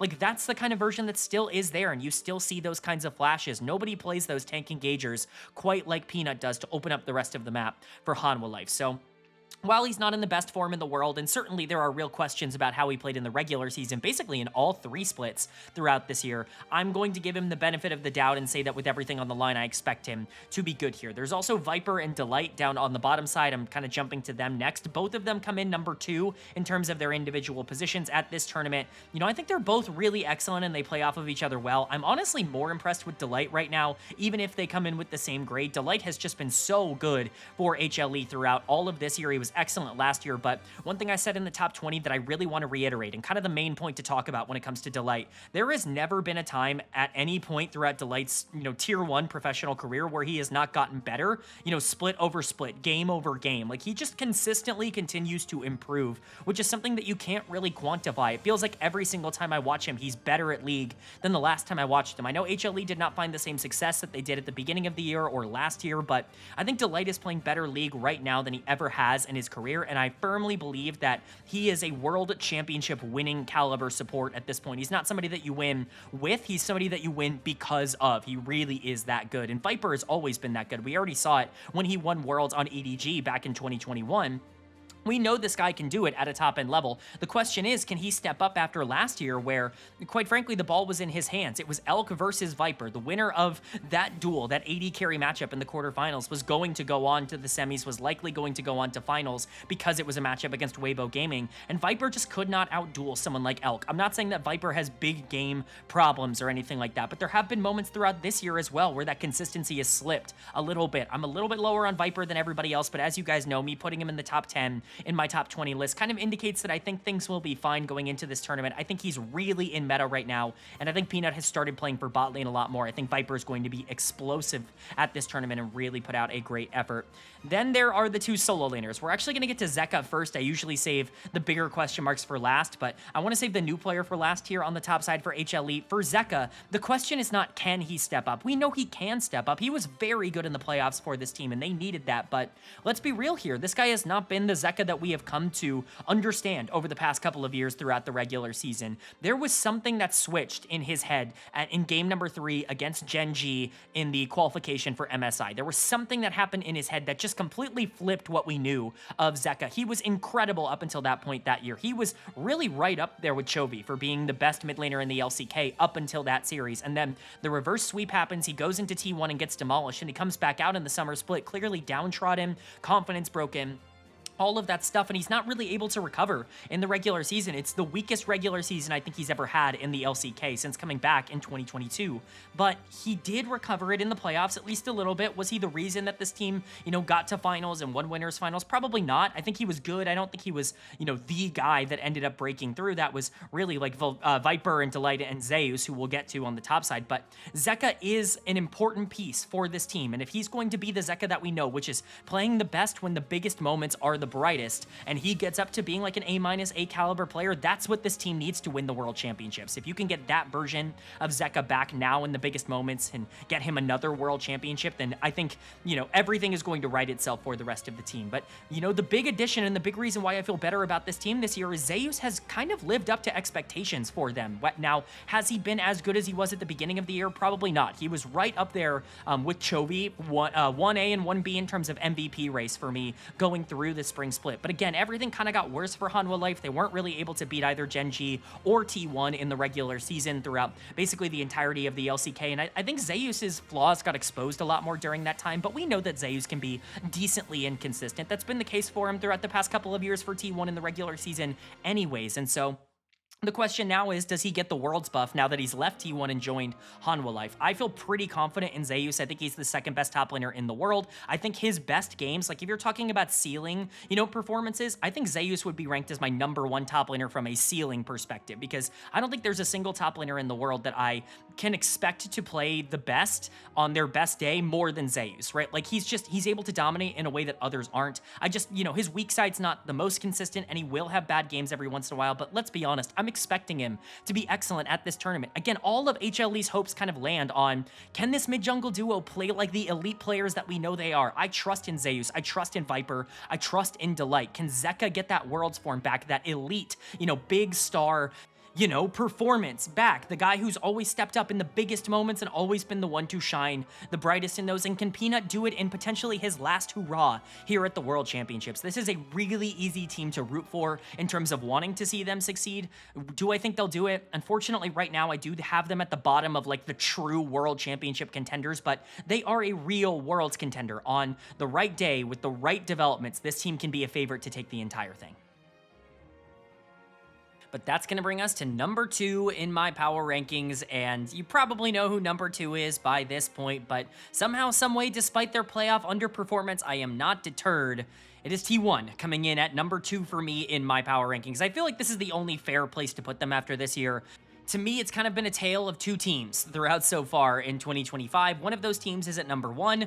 The other is here at #2 in T1. I get it. They did not perform the way you expected in the playoffs. They lose to Hanwha Life in the upper bracket to drop down to the lower bracket. You know, Gen.G gets miraculously upset by KT Rolster and goes down there. And then, you know, unfortunately, T1 just doesn't have the firepower to beat Gen.G, who go on to win the LCK. But that takes nothing away, in my opinion, from the expectations that this team has going into the World Championships. To me, there was never a question on who the top two teams in the power rankings were going to be going into this tournament. It was more so just where exactly did everyone else want to land. So, you know, for T1 coming in at #2, coming in at the technical top of the A- tier here, expecting themselves to win Worlds, but with some flaws, at least in terms of how they played domestically. You know, I think there's a lot to go off of. That's not even counting the Worlds buff that we know they're going to get going into this tournament. So let's talk about it. Their lineup, their team is looking like Doran in the top lane, Oner in the jungle, Faker in the mid lane, Gumayushi at AD carry, and Keria at support. Basically everybody on this team you got to hear about yesterday in my top 20 players video. Everyone except for Doran, who did not get a nod, even an honorable mention. I don't think people are going to be too upset by that, but everybody else on this team has been completely electric, and I think it really does start with Jungle Bot as a trio, because they've been the main characters of T1 throughout this year. I got some comments on some, you know, on that video that were kind of giving their own list, which, by the way, awesome. Really appreciate that. If you're seeing this video and you haven't gone to that video to watch it, or just to comment your own top 20 list, I would love for you to go over there. Obviously, it's great for the channel and for interaction, but also just curious to know what you guys think of these players going into Worlds as well. It's always cool to get kind of a big group feedback like that, but I saw a lot of people putting Oner in their top 3 or 5 players in the world right now. And honestly, I can't be all that upset by that kind of take. The only thing I will kind of say here when it comes to Oner, who we are, you know, starting off, I guess, this discussion with, is that I think a lot of people forget that Oner really struggled specifically against Gen.G in the regular season. I think a lot of people kind of look at him being able to beat Hanwha Life consistently, being able to beat KT Rolster, you know, consistently and looking really good in those series, that, you know, oh, maybe, you know, Oner was actually just really good throughout the entire year. And for most of the year, I would say that he was the best jungler in the LCK, like really consistent in terms of the way he was breaking things down. I just think that there are a couple of moments where it's like, oh, you're just getting a little bit outplayed here. And I think that there were moments in the playoffs as well where we did kind of see that out of him going into Peanut and Hanwha Life as well. So you know, I really like Owner, but I don't know if number one jungler in the world, number one jungler at this tournament, you know, I don't know if that's necessarily the route that I feel comfortable going in. I think he is a very strong player, and I think this was the best year of his career. Still a top 10 player at this tournament. I put him at number 8 in my list, but I think that that is probably closer to the output you can expect. One thing to note, though, Owner was probably the single best player at Worlds last year. At least if you take the entire tournament into account. And if that's going to be something that, you know, consistently stays, if this guy's just going to continue to be a big game performer, and specifically like a Worlds performer alongside Faker, that's going to completely change the outlook on this. He's going to be the number one jungler, because the only place to go up from here is number one in the world. But for now, he comes in number 3 for me, still as a great player, just with a few flaws. He's always been a player that can sometimes struggle having to play from a disadvantaged state because he's not really all that disciplined with how he plays in the jungle. But he's been so much better at generating those leads isolated of what his laners are doing this year than he's ever been before. And then you get to the bot lane as well, Gumayusi and Keria.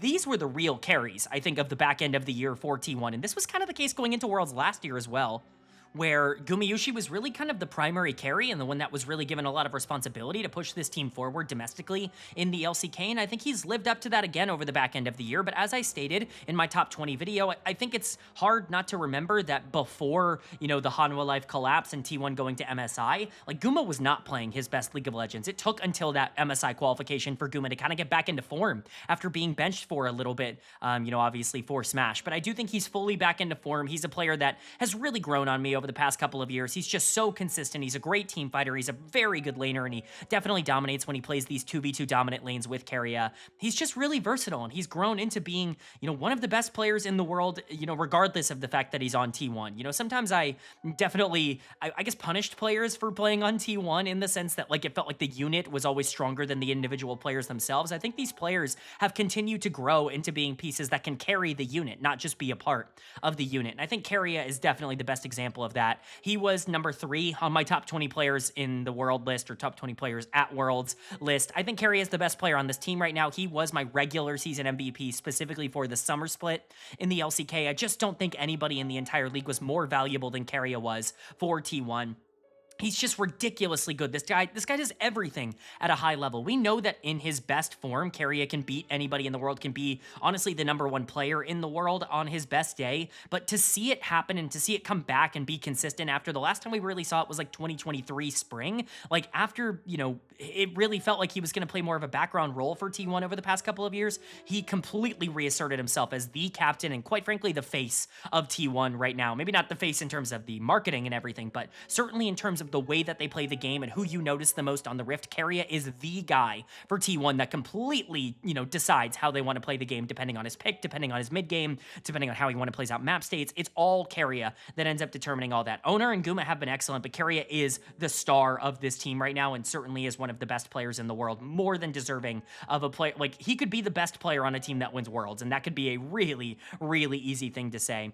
And then there's the 2 solo laners. We'll get to Faker first, because I think he's a bit of an easier discussion. Was Faker great in the regular season? Not really. He was fine. He had his, like, typical Faker performance where he played mostly roamers and mostly supportive mid lane picks and just kind of faded into the background. His laning isn't all that incredible. He's definitely not the best laner in the world, and I think when you're going into a lot of these LCK mid laners, that can get exacerbated, especially because he was playing in the Legend group. But still is a pretty smart team fighter. His positioning got really weird this year, but that was also kind of the case last year. We've kind of blamed a bit of that on the injury, the wrist injury that he's apparently had over the past couple of years, but for whatever reason, Faker can sometimes get caught out a little bit too far forward nowadays. That's kind of become a pretty regular problem for him, but we know he's going to get a Worlds buff. We know he's going to be phenomenal at this tournament, and he's super consistent to the point where he doesn't really make massive mistakes either. He's going to punish a lot of the teams that we know he's better than and build that confidence and momentum up, so by the time he hits the quarterfinals, semifinals, potentially even the finals of this tournament, he's going to be in that Faker form that we are used to. And then there's Doran on the top side, and this is the real question, right? I said this was a bit of a lose-lose situation for Doran when he signed for T1,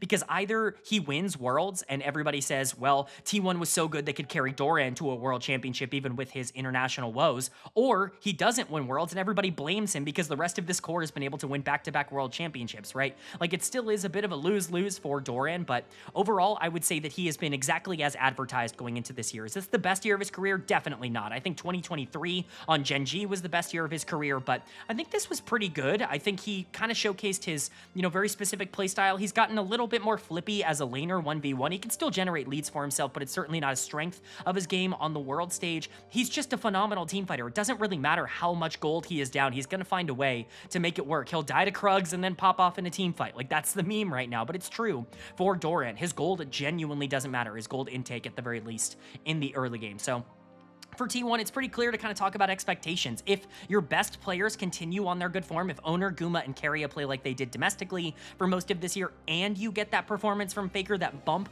that you're kind of expecting, this team can absolutely be the clear-cut #1 team at this tournament and #1 in the world. There's a reason they are back-to-back world champions right now with this core, but we've seen all year long that they've had trouble overcoming the #1 team on this list, and until they do that, despite the fact that they were able to beat them at Worlds last year, and that they always have Worlds perception on their side, I have to keep them at #2. But trust me, if T1 wins, this might be the least surprising year, and honestly the most earned and actually deserved year of the last 3, considering they genuinely were good all year long. But that brings us to our #1 team in our power rankings, and it's the team that basically everybody should have expected at the start of this video. If you had watched any of the content we had put out this year, or really have just followed LoL Esports, this is the #1 team right now. It's actually a tier jump up to A+ tier. It could be A tier, whatever. However you want to classify it, this is the only team to me in the top tier in terms of how things break down. It's Gen.G coming in at #1, the #1 seed from the LCK, the defending MSI champions, the back-to-back LCK champions, and a team that's just figured it out, that seems to have just clicked in a way that basically nobody else can easily defeat. You have T1 players going out in interviews with Owner being like, yeah, I don't believe we can beat Gen.G right now. Like, we need to get better before we have a chance of being able to beat them. Once we saw them in the lower bracket, we knew we were going to have to be in the play-in stage. Like, that's the kind of fear that this team strikes into the hearts of some of the other best teams in the world. Right now, until proven otherwise, they are the team that are the favorites going into this. Now, they're not, unfamiliar with being favorites going into a world championship. That was the case last year, and that was the case in 2022 when you really want to think about it. And so it's certainly not an unfamiliar position for Gen.G to go in. Notice they've never made a finals as this group. The last time this organization made a world finals was as Samsung Galaxy. And so, it's been a long time, but this might be the roster. We've said it for many years that this is the roster, this is the roster. This might be the best version of Gen.G that's ever existed, so we'll see if they can get it done. Their lineup is looking like Keen in the top lane, Canyon in the jungle, Chovy in the mid lane, Ruler at AD carry, and Duro at support. I'm just going to go top to support here, go in order, because that's how I usually like to do it for the #1 team in these power rankings. We're going to start with Keen on the top side. He comes in as my #1 top laner, as you know, came in number 10 on my top 10 players at Worlds ranking. Keen is just the pinnacle of consistency. Like, we've said it so many times throughout this entire tournament. We'll say it even more for some players on this list where it's like, yeah, it's all well and good for your best games to look like the best in the world, but like, your bad games need to be avoided. Like, sometimes there are just players where it's like, oh, your best games are awesome, but the bad games have to pop up every once in a while. We'll get to that with Canyon, and definitely will be a topic of conversation. But with Keen, he just doesn't really have the bad games. Are his best games better than anybody else in the world? No, I don't think, like, if you took every single top laner at their best, would I rank Keen #1? No, but do I think Keen's floor is at least like a full tier higher than any other floor of any other top laner? Yes, like, I truly do think that that's where Keen has gotten. He can play an incredible weak side tank. He can play 4 lane because he's so mechanically dominant. He can play for team fights where he's able to take over in a lot of instances, or he can just be this background figure that the team doesn't need to worry about. He can do all of it at an elite level, and that's what makes him such an exceptional player, and it's what makes him such a perfect fit onto Gen.G. And he's really cementing himself as one of the greatest top laners of all time, and I think obviously the only thing that's really awaiting him and the only thing that's really avoided him throughout his career has been that world championship. This could be the team to get it done. But let's get to the controversial player on this team, shall we? Canyon in the jungle. Message received loud and clear from the comment section. People did not like that I had Canyon at number 6 on that list. People are like, oh, Canyon should have been number 15 or number 16 or not on the list at all. I got a couple of comments like that. Trust me, I've seen the comments. Like, I'm not just purposefully avoiding that conversation, but I wanted to make my point clear in this primer. The hate on Canyon has gone way too far. Like, it baffles me that we're having this conversation. Is it true that there are games this year that Gen.G has lost because of Canyon? Yes, like, that is true. everybody being like almost ever like Canyon loses Gen.G so many games. What games? Gen.G doesn't lose games. What games is Canyon even losing, first and foremost? Because this team doesn't really struggle all that much. Also, is it all really fair for us to sit here and be like, Canyon sometimes struggles to, you know, play a full best of 3 without losing one game, or a best of 5 and he'll be bad for one game, and then he'll play incredible for the other 3 or other 4 in that series, and we'll just like say that that's a net negative for him? Like, it just feels very weird for us to, you know, jump on and say that Canyon has been, you know, I got a lot of comments where it's like, oh, Canyon over Tarzan, like, what are you doing? What? Excuse me? Like that has to be from people who just have not either watched the LCK or, more importantly, have not watched the LPL. If you're going to sit here and say that Canyon loses games for his team, there were multiple best ofs here. There were multiple weeks of the regular season where Tarzan was running games for anyone's legend, like completely making them unwinnable. If we're going to sit here and say that Canyon should be penalized for that, why are we not doing the same for everybody else? You know who becomes the #1 jungler in the world if we take out the bad games? Kanavi, genuinely speaking. The one that also everybody told me was too high. So I don't really get it. I don't know where the consistency lies. You can't say that Canyon is, you know, number 15 or number 16 on your list and put Owner in the top 3. That's just hubris. Like, there's nothing to say there. They both lose games for their team. Jungle loses games for their team. It's how it goes. I'm not going to pretend that Canyon is perfect, but to say that he's not also one of the most proactive and, you know, progressive players in the entire world in terms of how much he can push a lead and how much he can take a neutral gold state and turn it into a positive one, like, I can't imagine we're watching the same games. And I know people are saying that about me in terms of, oh, you're overvaluing Canyon, it must be the name, but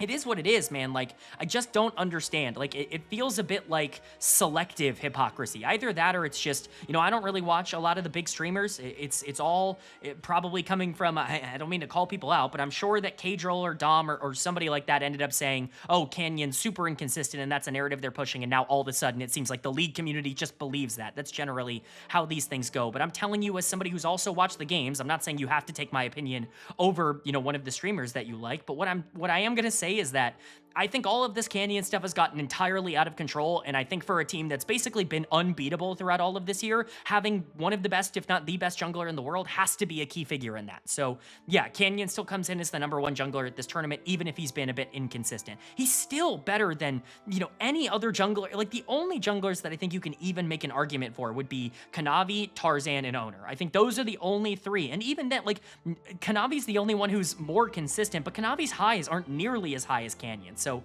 it just is what it is. You know, I think Canyon's more than earned this #1 spot. And then in the mid lane, it's Chovy.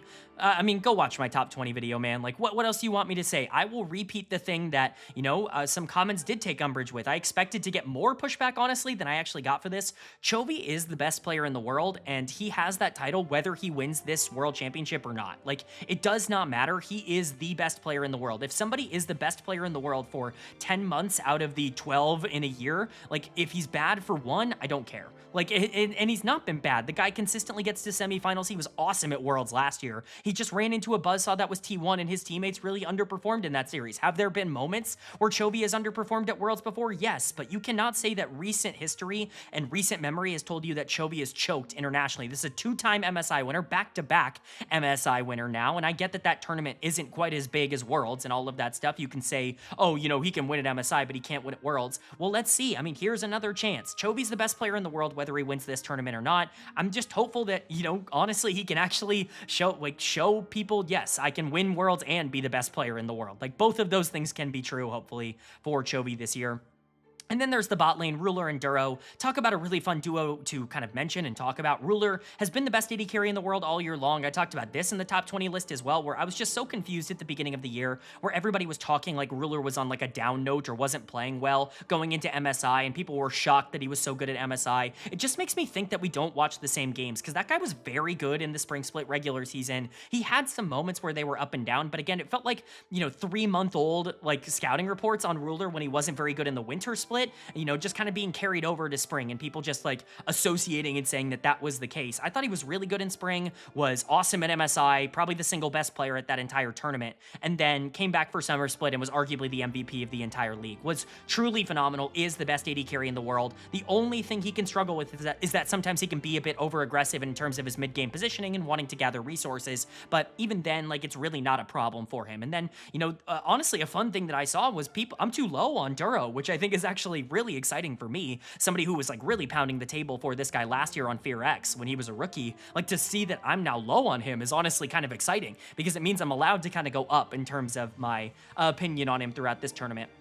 I think Duro's job is exceptionally easy. I think he's a phenomenal playmaker, and there are times where he doesn't get enough credit because he gets to play with 4 superstars. And also, you know, we have to acknowledge that his job is easier than a lot of other players because he gets to play with 4 superstars. Do I think he's about the same level as Delight? Yes. Do I think he's been better than Keria this year? No. I don't necessarily think that those two were on the same level in terms of the amount of creation that they were doing, because again, I just think Duro's job is easier. But Duro's been exceptional, and for a rookie, for a player going to Worlds for the first time, to be considered one of the best supports in the world, it's an awesome place for him to sit. I mean, Gen.G is just awesome everywhere. I mean, there's not really anything to complain about. Chovy is probably the best player in the world. You've got the #1 top laner, jungler, in my opinion, although I know it's contentious, and AD carry as well on this team to go alongside the best player in the world. And then some people might even argue that Duro should be in the #1 conversation for support. This team is basically the best at everything going into this tournament. Will they live up to it? Who knows? It's one tournament that's single elimination, you know, best of 5s. Anybody can win a best of 5. Anybody can lose a best of 5 on any given day. Do I think that Gen.G are perfect and it's impossible for them to lose? No, no team has ever been that good in the history of League where they can't have a bad, or even a bad day won't knock them out of Worlds. What I'm hopeful for is that the form that we've seen over the past 10 months is able to carry through, because there's no question about it, through the entire domestic year and even through the international play up until this point, Gen.G has been the best team in the world.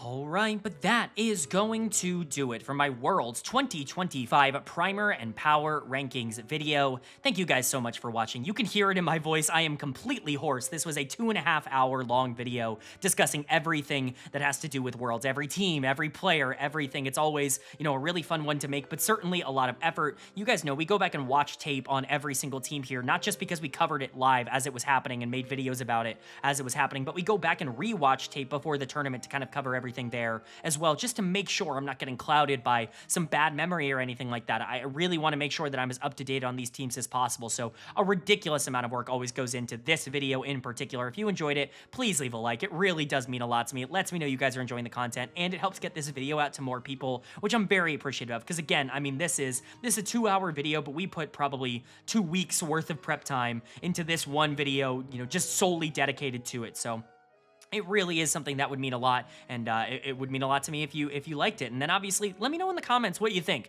I hope that, you know, there are things here that people disagree with, because, you know, it's just always curious. It's always fun to kind of hear from the community. If you're afraid of being like, oh, you know, I don't want to come across like my opinion is, you know, being unfairly critical or whatever, right? Like, I know some people don't want to comment because their opinion is too close. Comment anyways, man. I'm always curious to know. I mean, there's a way, obviously, to word it like, hey, you know, I think this team's better than this one, instead of what you think, and here's why, rather than you're a moron, you're so stupid, you have no idea what you're talking about, do you even watch the games? Meanwhile, I've posted over 600 hours of basically podcast content over the course of this year watching the games. Sure, man, like, if you want to leave that comment, go ahead, but honestly, there's plenty of ways to leave comments that are super constructive, and I love hearing from you guys in the community. So all of that, you know, hit subscribe. We're going to be posting and covering every single day of Worlds, as we always do. We've got a couple of videos coming out tomorrow, the end of the LTA qualifiers. We're going to be covering the finals game by game, and then of course the end of ASI just happened as well. We'll be covering game by game of that as well before we jump into Worlds coverage every single day on this channel. So